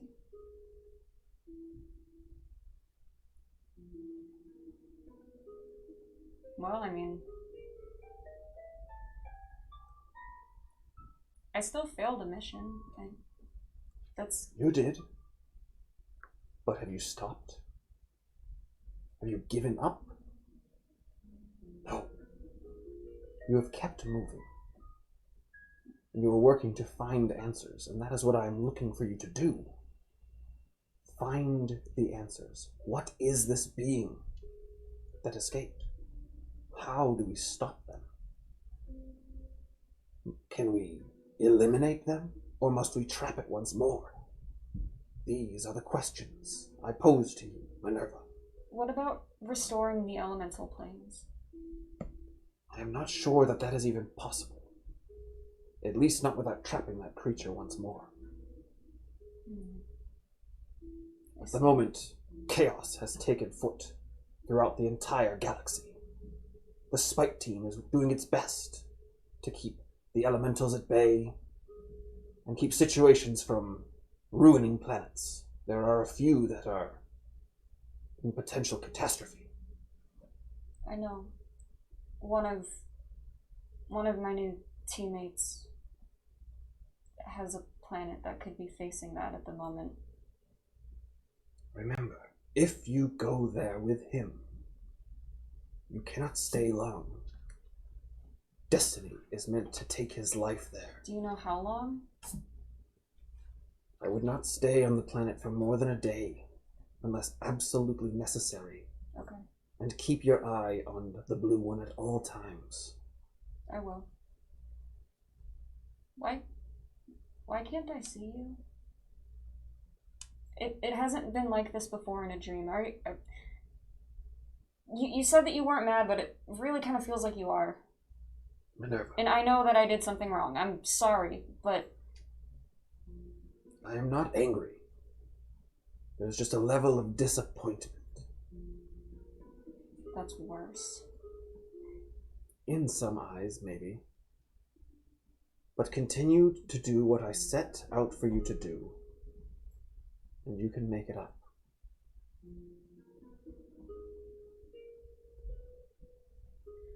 Minerva. Yes. Do not fail me. That's what you said before I went to the elemental chaos, and that is exactly what I did. And as you finish saying that, you jerk awake.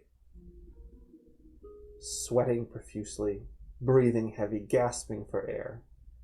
This one was not as pleasant as previous interactions have been. You have another level of exhaustion. Yeah, no. Actually...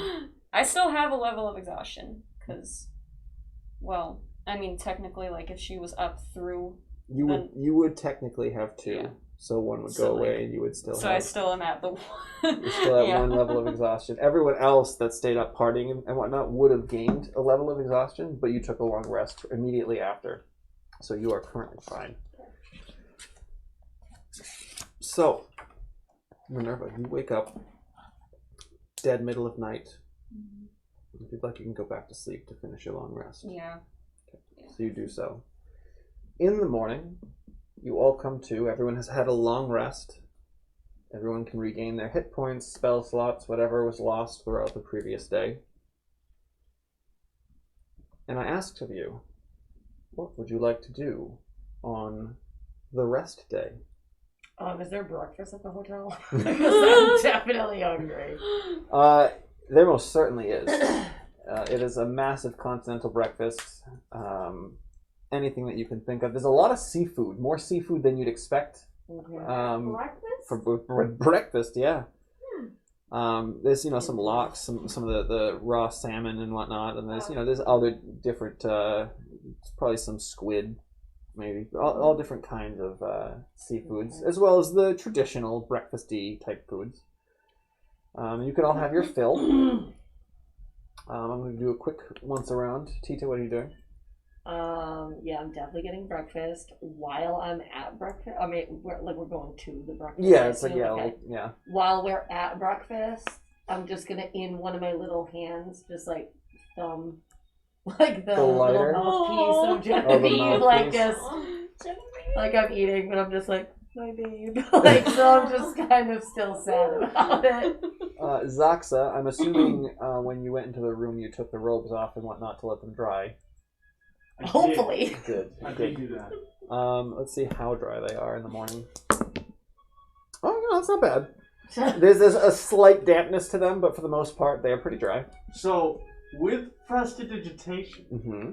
I can chill, warm, or flavor up 1 cubic foot of non-living material for an hour. So I'm thinking, if I flavor my ropes, if I warm them, would that help them dry faster? Well, I think that would make sense. Yeah. Like, cause Okay. Yeah, no, and I'll say that, yeah, instead of being damp, you can have them just like, as dry as they can be from being completely soaked overnight. Perfect. Yeah. In that case, then, after having dried them as much as possible, I would put them back on, and I would be writing down everything that happened in my notes, just trying to recall everything. Okay. Plunk. I'm going down to the buffet with Tika. Okay, of course. Yes. Of course. Is there coffee there? Oh, yeah. There's plenty of coffee there. Oh yeah. Oh yeah. I think Plunk's gonna get me out of my bad mood real quick. I'm gonna be like walking through like plate in this hand, stacked food up top, and everything, coffee in this hand with another plate stacked up, and I'm like walking through to the table. I like toss it down, and I'm like, I got us food. As the two of you sit down, you see Kubrick just like this. We're both like immediately. Slowly making his way in. Kubrick! Kind of like, have a rough night? Morning, Green. You think you could like keep it down a little bit? Why? What's the matter? I'm like this now. Yeah, are you okay? He's perfectly fine after all the things that were in the system. So he's just like, yeah. It doesn't get any food, at least at this point. You put the food under his face, he's like, No. Sorry about Genevieve. Yeah, I mean, I'm still just gonna rub it. I'm gonna be like, yeah, I've been through a lot with her, but yeah, I guess we'll have to make another one. But look, I got food. Thanks. So you're enjoying your coffee and your mountain of French toast or pancakes. And Xaaxa is scribbling down some notes. Tita is kind of reminiscing of the good old days with Genevieve. I'm thinking about Minerva, do you make your way down? Yeah, she also will go down for breakfast at some point. Yeah, so the lot of you eventually see Minerva kind of slowly strolling over. Not much of a skip in her step. And Xaaxa, you notice that as she heads down, Diambra is not with her. Mark Wood? Merkfin. Merkfin.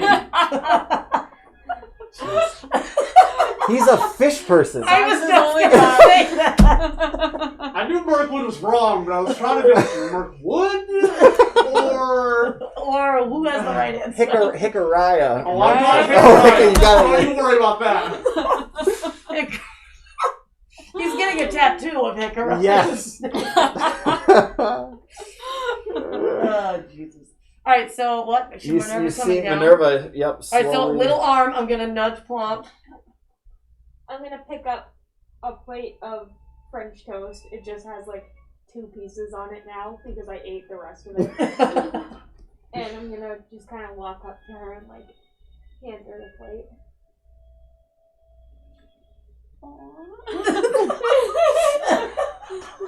Does Minerva just start crying? I think she might get like a little teary eyed, but you can't see You can't see, You yeah. can't see that she's misty-eyed, but she's misty-eyed. But she takes the plate. Thank you. Can I sit with the rest of you? We need to talk about a lot. Hey, where's your friend? How do you not know? You saw her get kidnapped! I know! In Tita's defense, he was tripping balls. Yeah. So I don't remember what I saw. I was amazing. like, I was twitching and drunk. Mivonk. Oh, tripping mivongs, yeah. Well, I'm just kind of like. And then I'm like, all forehead, like, what? Like, where did she go? she like Smack them. You kick me under the table? Yeah, she just like looks at you for like. That's what we need to talk about. And she sits down. You do see Cooper too, just like. I'm like Nice. nudging. I'm like, Cooper, Minerva's here. Hey, boss. Hi. You usually in this shape after Ysgard party night? Well,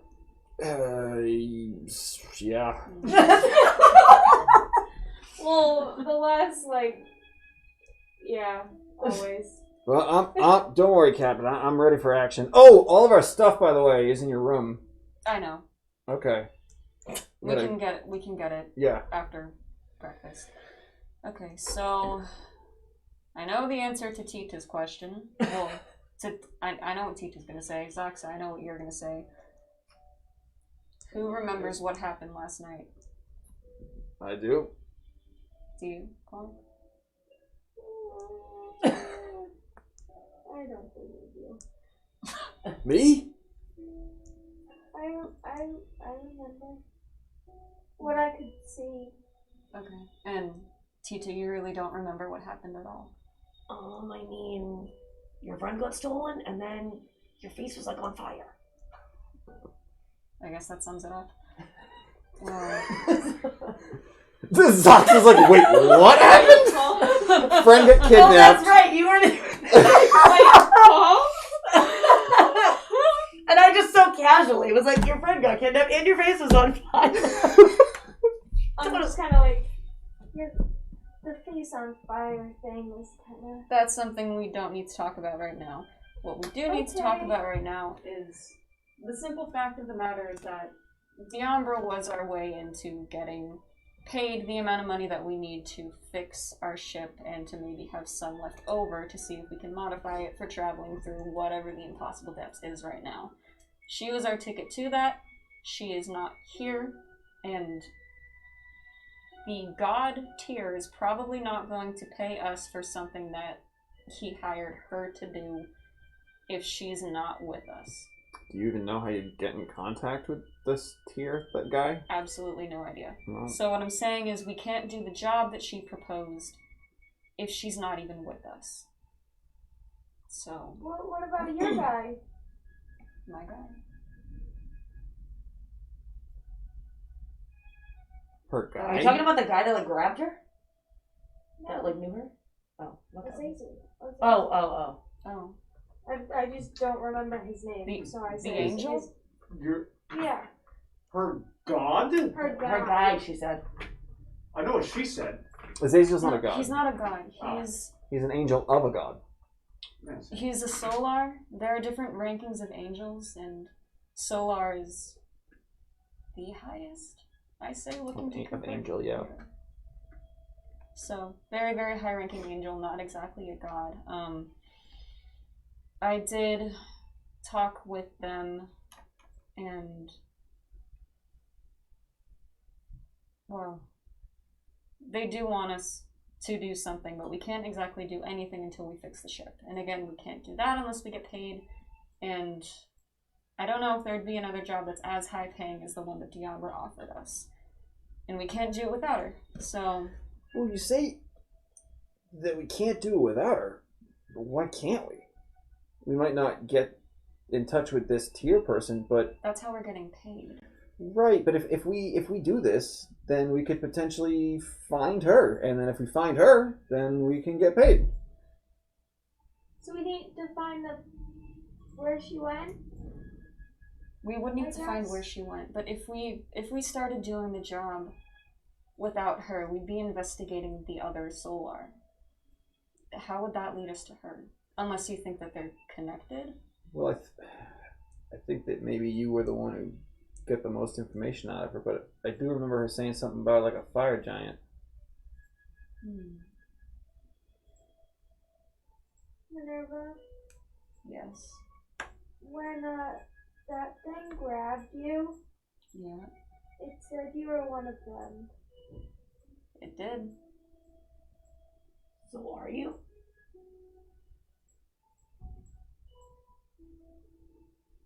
Does it matter right now? It's not our mission.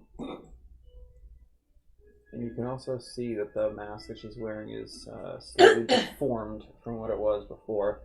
There are 5 places, 1 on one side and 4 on the other, where it looks like it's been kind of crushed in, and the brassish paint that was over it has chipped away, and you can see blackness underneath where the finger marks were. Why don't they like you?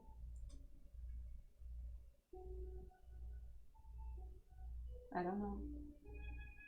Do you know who these people were? No. And that's what I'm trying to figure out too. What else did the man say when he grabbed you? He called me number 6. He said that me and another one, number 4, disappeared at a similar time. And he said that I did something bad. I betrayed them. But again, this isn't our mission right now. We need to find Diambra so that we can get paid a lot of money, or we need to find another job that can pay. But if you don't know anything about them, how are we supposed to find them? And if they don't like you, then it could be walking into a really bad situation if we do find her. I talked to the planetar that was supposed to be guarding the club, and they said... Supposed to be. What a shot! They said, while they don't exactly know where this organization is based from, nor did they know what this organization is called, they said that if we talk to some of the higher ranking officials of Ysgard, that maybe we could find how to get in contact with them. And then that could lead us to them. Looking right at Minerva, I want to ask her, do we want to find them? This group? No, but they have Diambra, so I guess we don't want to find them, but we need to if we want her back. But I for one, want her back. Good to know. Yeah. Thought I'd throw my Tita's looking at you like, keep it in your pants, 2 bro. cents. Yeah, good to know. Yeah, no, I'm here to help. Whatever you need. Well, my only thing is... Awfully chipper all of a sudden. Yeah. He got out of that hangover real quick. The only thing is, we wanted to get to the dock and to the Feywild as quick as we could. If we tried to go find Diambra, it could take us longer to get there. If we don't try to find her, we would need to come up with another way to get money. But investigating a group that doesn't have a name or a steady location might take a bit longer than doing another job. And do we even know how to get to this Vidalk place? I suppose we don't. Yes? Oh. But I can't guarantee it's still there.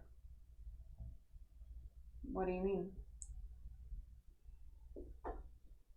While you were off having your fun, or whatever it is you all were doing. It was not fun. It was fun for like 5 minutes. It was fun for like 5 minutes. I'm gonna keep messing up. So it's what was the place called? The water place. Oh, Muspelheim. Muspelheim, thank you.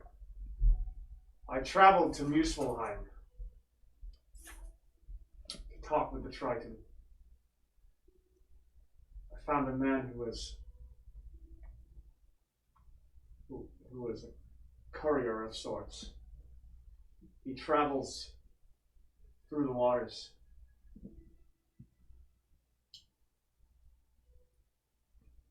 He said that the Vidalk had frozen over. Like, all the way? I don't know. I'm sorry. Yeah. We may not need to rush after all.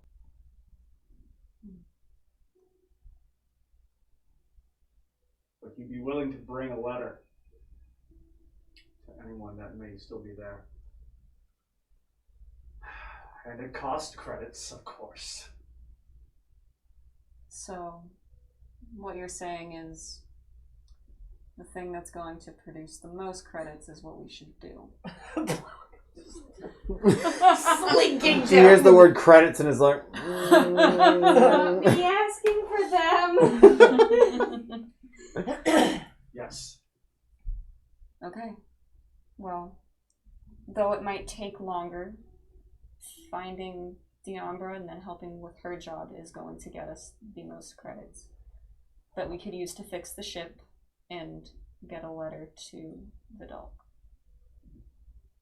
It is 150 credits for the letter. Okay. And I need it in 2 days.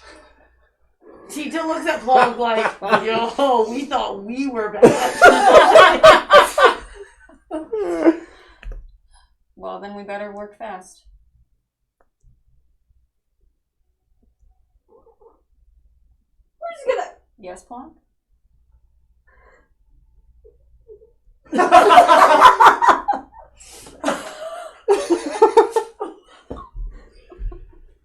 well, Captain, it's possible they haven't done much for repairs on the ship yet. I could head back over there and check, since now it's rest day, they're definitely not going to be doing anything. Yeah. And if they haven't done much, maybe we can just pay them what we owe them if we have enough in the funds and just not finish the repairs. I don't know. It's a thought. We could always do that, but what we have right now is also not 150, so... Oh. Gotcha. Yeah. So how do we make money around here? It might be hard to find a job during rest day. Yeah. That's a fact. If it was, oh boy, here we go.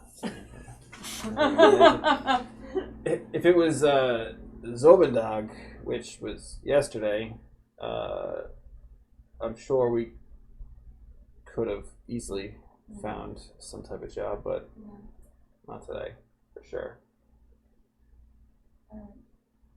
I guess we need to decide what exactly we want to do first. Do we want to find a different job that might pay less but might be quicker? Or do we want to go find Diambra, which, if we're successful in finding her and then we help her with the job, it would take longer but it would yield more. Those are our two options. I mean, we kind of need the money now. Right? 2 days to get 150. There's nothing we can do have today. Longer to get the other money. Yeah. There is nothing we can do today. The only thing that we could do today is we could talk to some people around the city and see if we can find out exactly how to get in contact with the group that took Diambra. That way we can maybe try to scope out where she is. And maybe we could get her back by tomorrow. And if she's back with us by tomorrow, that would be a day where, like, the other jobs would be reopening anyway. So we could just start working with her. That's as good a plan as any. So, where do we start? You still look a little tired, too. It's fine. Minerva's like going through her head of like anyone vaguely high ranking in Ysgard. Does she know anyone? or know of anyone? There were definitely some higher level aristocrats that you had done jobs for before, finding certain artifacts and items and whatnot. You could potentially try to seek out one of those that you've worked with before. They might be able to help, but then absolutely, I think that'd be her best bet then. Do I remember if any one of them was more like easier to work with than others? Give me an intelligence check. See how much you remember. It's been a while. I'm exhausted, so this is at a disadvantage. Yes. Good. Oh my god! I'm so mad. That was a nat 20. I'm so mad. Okay, alright. Still so mad? No, I rolled a nat 20 and a 17. Oh. So 17 plus 1 for intelligence, 18. Okay, alright. So yeah, you think back, and it was hard to really remember any of these people because you had quick meetings, and you just delivered an item and headed out. But there was one fairly eccentric, what was it? It would be an ASMR that you were helping, and yeah, she's not too far from where you are. If you want to go take a you got to head up a little bit toward the residential area. Okay. What's her name? Melinda Fairchild.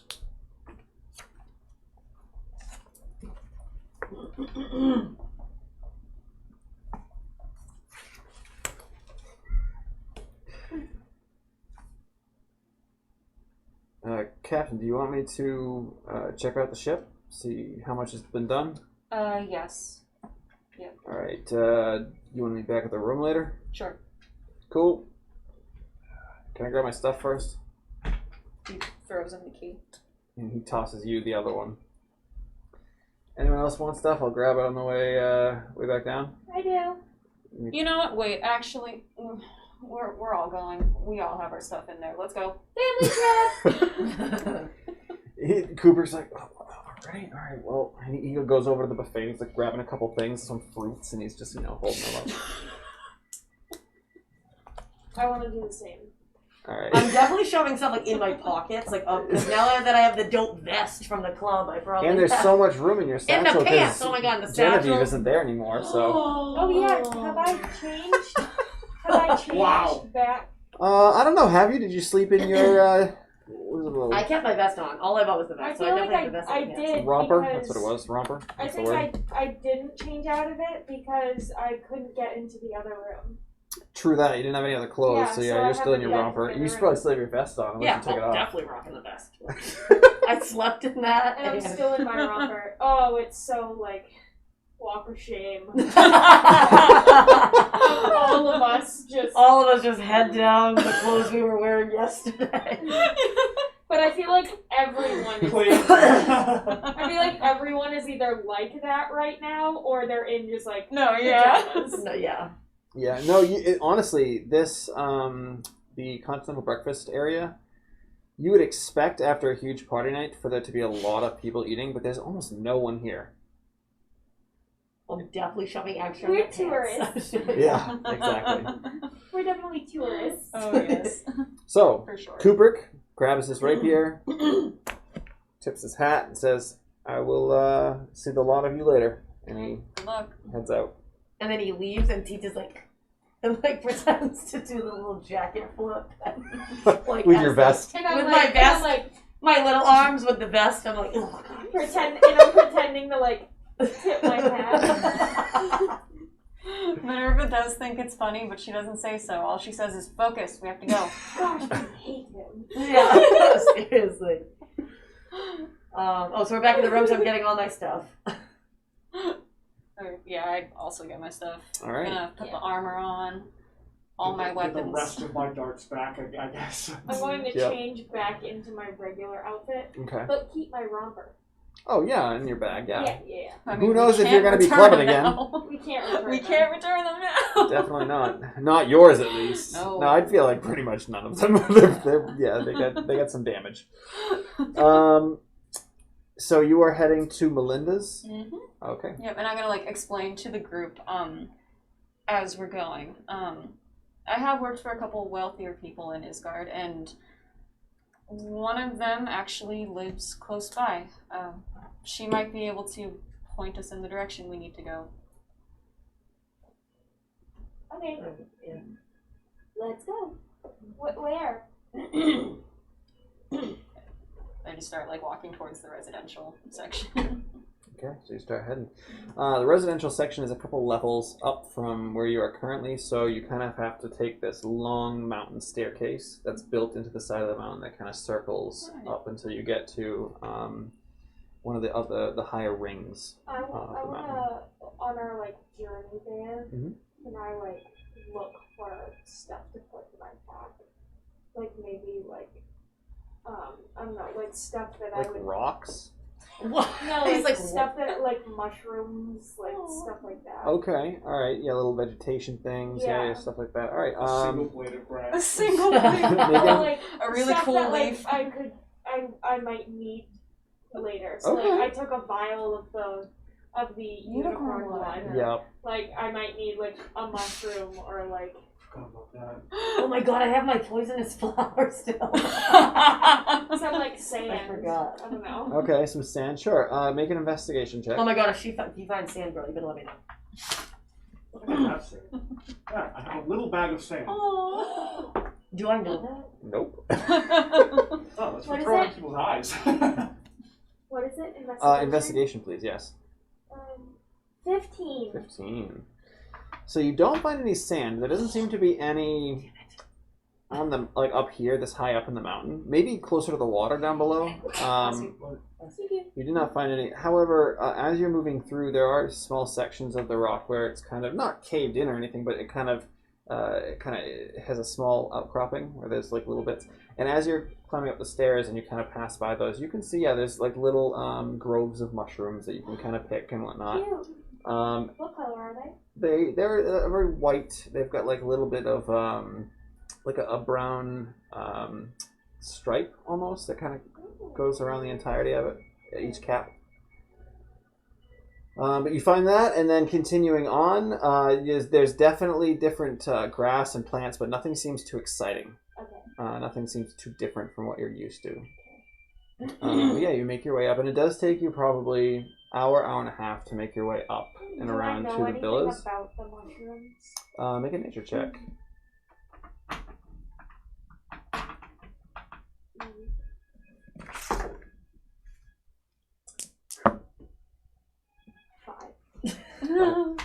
I know. You're not sure. You've definitely seen many different types of fungi in the Feywild. Most ones that you've seen are hues of purples or blues or greens.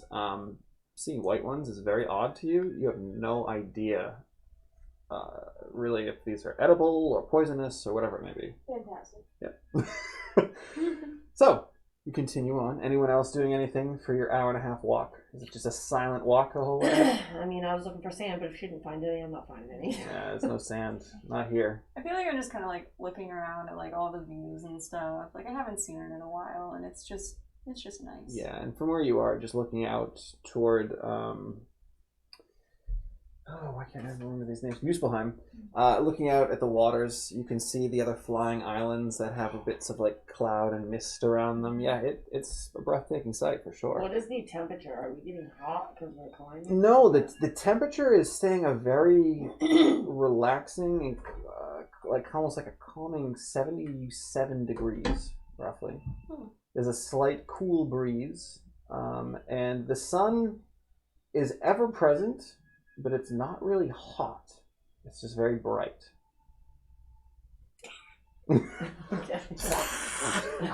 That's what I feel like with this light. Like a right? Dracula. So no, you're good. Just kind of moving up. Yeah, no, I guess. Xaaxa, anything? Taking in the sights as well. Okay. I actually Plonk, would like you know to you've have been a searching. conversation Yeah. with Xaaxa. Searching Ooh. and then like looking out at Yeah. everything. Because We're it's, doing like the little note, like, yo, look over there. Yo, yeah, look. because it's like it's nothing. Like you've seen what some I've ever beautiful seen. sights in the Feywild, Yeah, but nothing matches what you're seeing right now. yeah. I feel like Minerva like sees y'all doing that, and she's just kind of like, it's incredible, isn't it? And I'm just like, I've missed it. The proud mother figure over here. Her children are learning. Literally. Xaaxa stares out at the land. He's like, yeah, and stares out at the water. Yeah. So, are you pulling Xaaxa kind of the back of the group, or are you taking him up ahead a little bit? No, up ahead a little bit. All right, so you kind of leave Xaaxa, come here for a second. Plonk and Tita to look at the sights and kind of. I'm putting you up on my shoulders. That has not worked out well for you. In the past. Immediately, he's like, Buddha!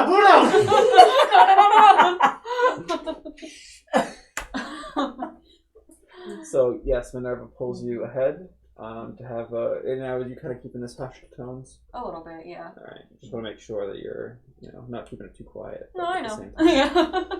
Plonk and I are making a secret handshake. Yes. With all of my hands. Oh god. There's something I need to tell you, and I figured I should do it sooner rather than later so that it doesn't come as a shock when we get to Vidalk. You cannot stay on that planet for more than a day because you were supposed to die there before Azazel intervened. If you're there for more than a day, inevitability will catch up with you. So, once we're there, I may, if it looks like we're going to be there longer than a day, I may need to ask you to leave and for you and Cooper to just be in orbit for a while.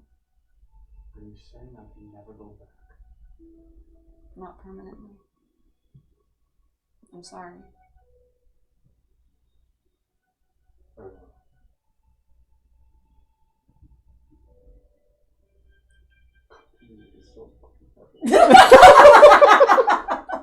Thanks, Kayla. Yeah, as he looks over the cliff and he's just so somber. He looks at the water. He's looking down at the water longingly, like.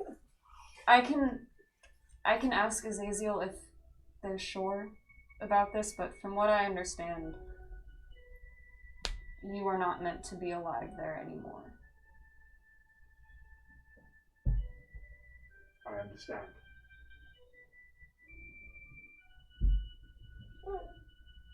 I'll leave you to your thoughts. And as the two of you silently walk up, you hear the other two I was behind. gonna say, well, if we're behind, then we see, so then I'm just gonna, like, nudge and be like. Oh, I thought we would be like running around. Well, yeah, but now that we're gonna catch up, we can see that he's obviously looking sad. Well, I'm like, go, on your shoulders, and then we see that. I'm like running up, and then I sad. just start slowing down, and I'm like, And then we're like, oh. And then I kind of just like take you down, and I'm like, Okay. So you continue moving. Eventually, you make it to the villas. Fancy. They are very fancy. They're mostly built of that silvery mithril type metal with the small shards of some type of magical crystal have been embedded in there. Glass kind of fills in all of the gaps for the house, and you can see, just like most of the other buildings on Ysgard Prime, the light from the radiant sun just glints off of all those specks and makes a prism, a rainbow effect that is very pleasing to the eye as you move through. Can you give me an intelligence check to see if you can remember which villa? Yeah, I can do that. Yes, Plonk. is there any more of this like magical crystal stuff anywhere? Well, like I said, you can see these little crystals embedded into most of the metallic structures, but there's none just sitting around. Okay. So like, they're just on the structures. Yeah, it's almost as if the little bits of this crystalline have been forged into the metal. Like when it's being smelted, the pieces are added in at that time. So it's like it's part of the structure. I want to ask Minerva a question. Mm-hmm. Do you know where the magical crystals came from? Would I know that? You would, yeah, absolutely. You know that they come from deep inside of Nidalvalir. And that's inside the mountain. In the inner mountain / the volcano portion. There are extensive deep tunnels for mining throughout the whole thing, and they also do a lot of... I know. My hands. Yeah. There are some very well-known blacksmiths that live down there as well, mostly Azer or fire giants. But yes, they work with that. You do also know that this particular crystal is used. It's put into items like that so they can be easily enchanted with magical enchantments. Okay. All right. So in response to Plunk's question, I'm just gonna look at the mountain and point to it. See that mountain? Deep inside there, there's a bunch of mines and blacksmiths who... Did you say mines? Yes. Mine. Yeah, it's where I was telling Plonk where all the crystal comes from that our structures are built from. It comes from inside the mountain. There are many mines in there and blacksmiths who will work with the crystal and construct it into what we need. I want to grab onto Tita's bottom arms, like bottom pincers, and we both start jumping. Here we go.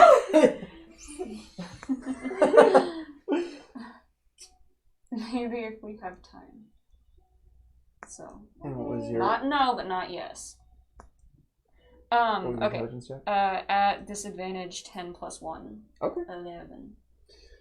It's not too difficult to find Melinda's house. Like I said, she's very eccentric.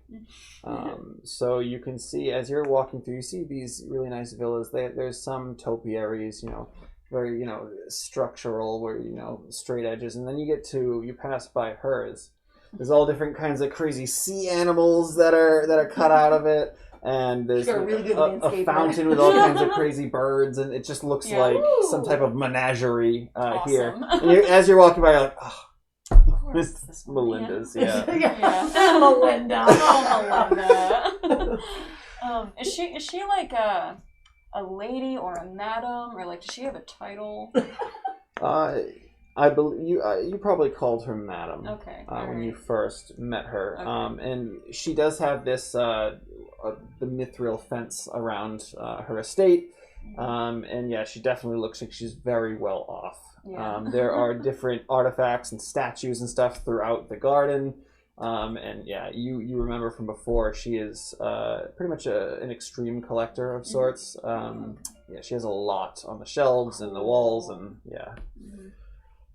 So, what'd you like to do? You said there's a gate around her house? Yeah, small little, yeah. Is there a button on the gate, or is there a... Just a little latch. Oh, okay. Real old school. Okay, we'll just open it up and All right. We'll just open it then. Yeah, it opens up, yeah. Delicately, and then... and then I'll close it after everyone is through, and then I'll just go up to the front door and give it a knock. Or I'm sure there's a knock. There's right in the center of the door. There's this circular little button. Oh, you okay. can press. You hit that, and you can hear inside.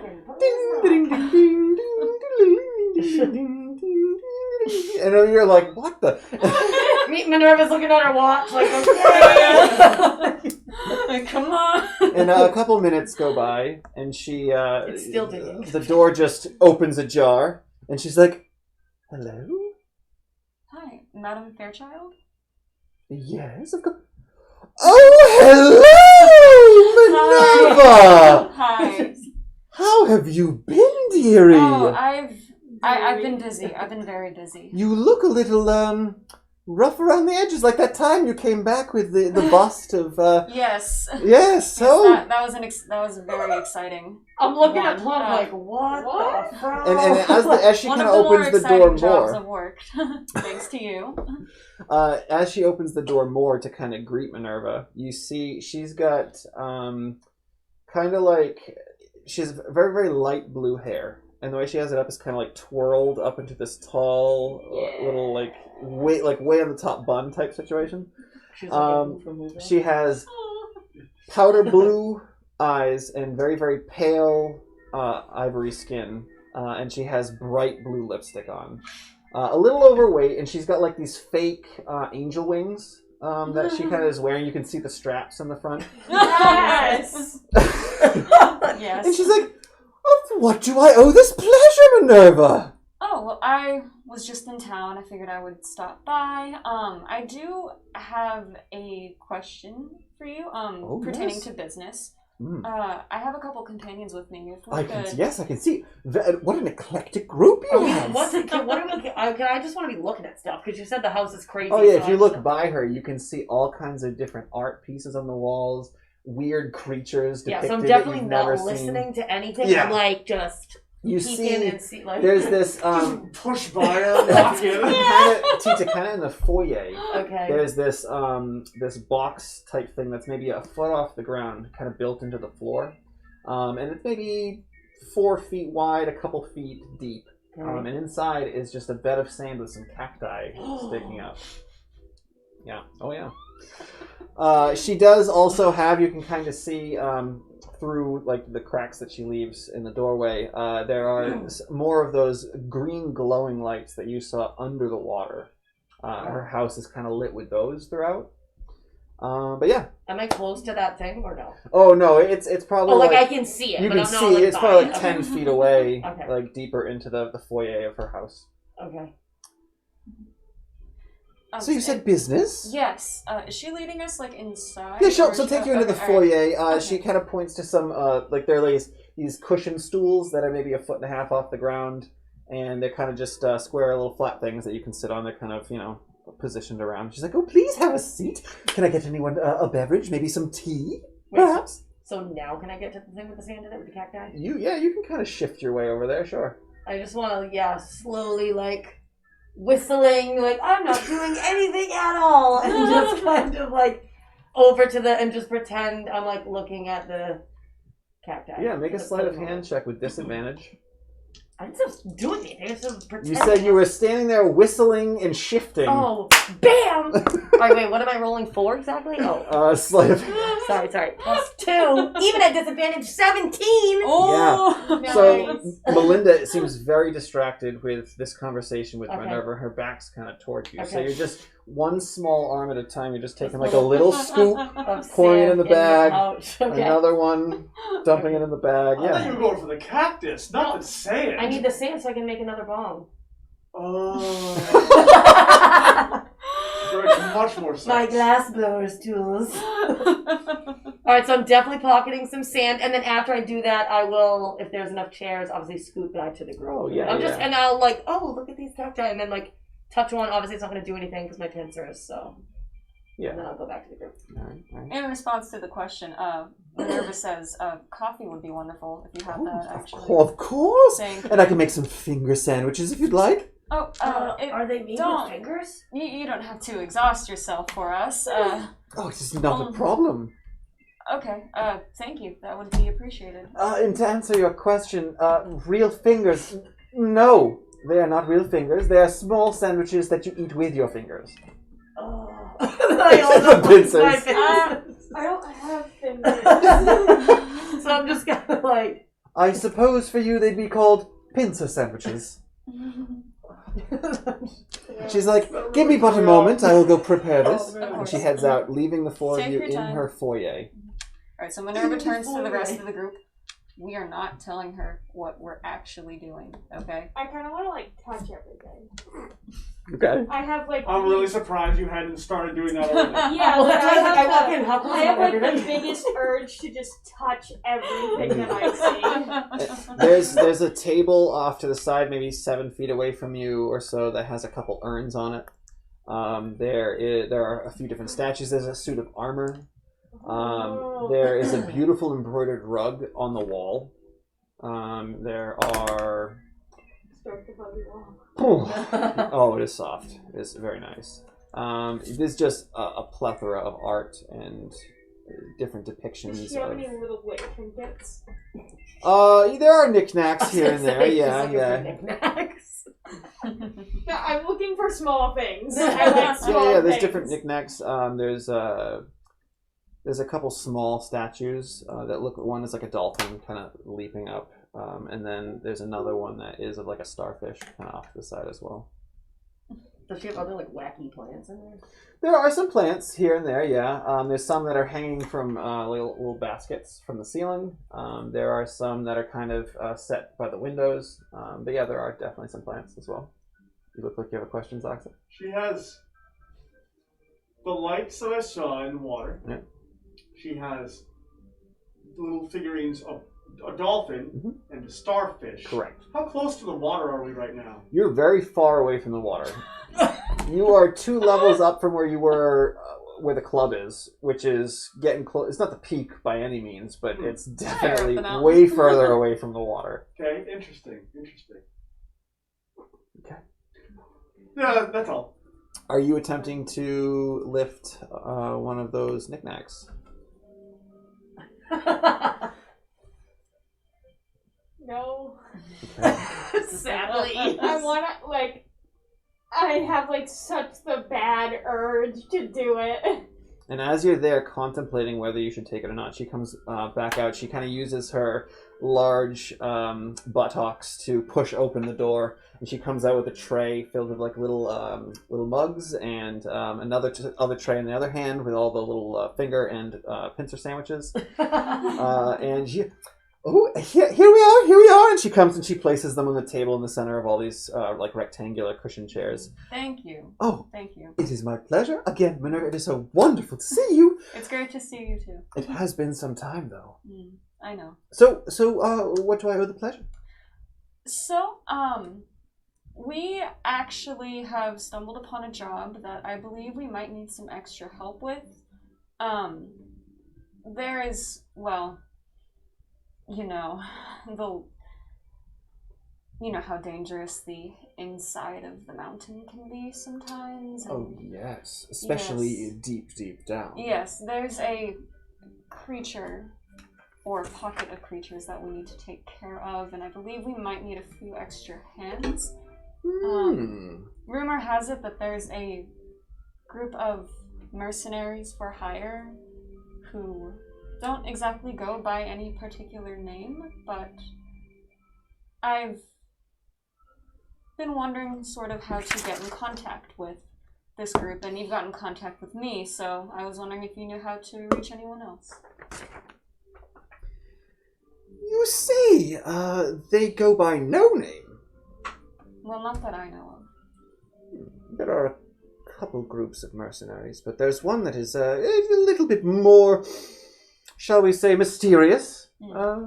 I've heard that they're not exactly the most respected, but if you need a job done, they're the ones to go to. And we have a job that needs to be done. You know, I do remember a time, maybe roughly 5-6 months ago or so, I was looking for you, in fact, to go on another mission for me.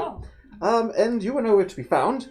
So I asked around, and someone told me that I should head to Nadavalier, to their market district, and look for the suspicious fire genasi. Suspicious? That's in any particular way? When I located this particular person, I would say, he was kind of leaning in. Now, have you ever been there, dear? Of course, yeah. So you know that the lighting pretty much covers up all spaces. It leaves no shadow, no darkness. He seemed to maybe give off his own shadow, but he was off to the side, kind of hidden away by the great stairwell.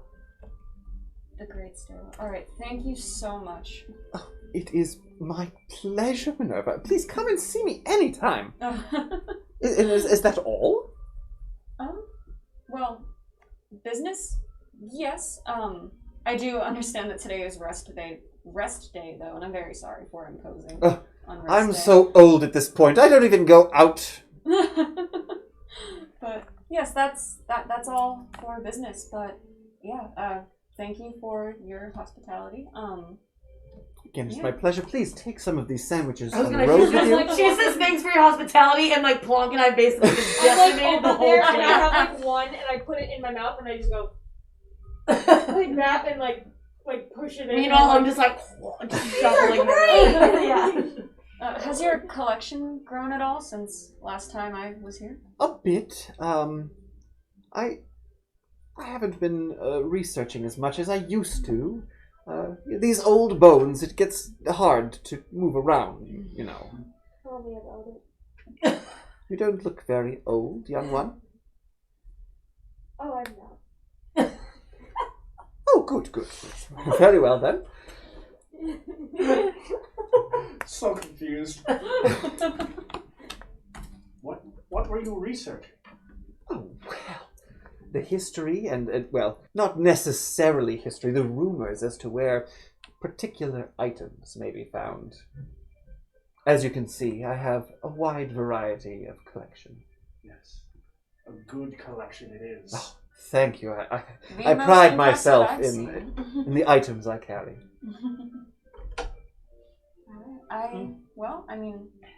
I believe that's it. I know it was a rather short business inquiry, but thank you so much again for your help. My pleasure, and if you find yourself in the area, please do stop by. It is always wonderful to see you, Minerva. Wonderful to see you too. I have a question. Yes. Can I take a vial of your sand? I suppose, yes. If you'd like some sand, sure. And then I'm looking at Plonk like, girl, why? I just took like 2 And, hold on, let's see. I want to see if she notices. See, there's sand coming She out. kind of looks at the spot where you were constantly digging, where there's like a small divot in her little foot, and she kind of looks at it, and then looks back at Plonk, and kind of shakes it off, and kind of goes over there and uses one of those little rake things to smooth it out. I take a vial of sand. Yes. I'm like mouthful of thanks for the sandwiches. Thank you. Oh, my pleasure. Have a wonderful afternoon. Please do get some rest on this fine rest day, You as well. and hopefully I will see you soon. Hopefully. All right. So the four of you head out of Melinda's home to your next destination, which at the moment is unknown. But at this point, we're going to end for the evening as the party leaves Melinda Fairchild's house. Madam Fairchild. Madam Fairchild. Madam Fairchild. So hopefully we'll see everyone here next Monday. If you're not able to make it, please check out our YouTube channel. But if you are able to make it, hey, possibility of getting a free t-shirt. New shirt. New shirt.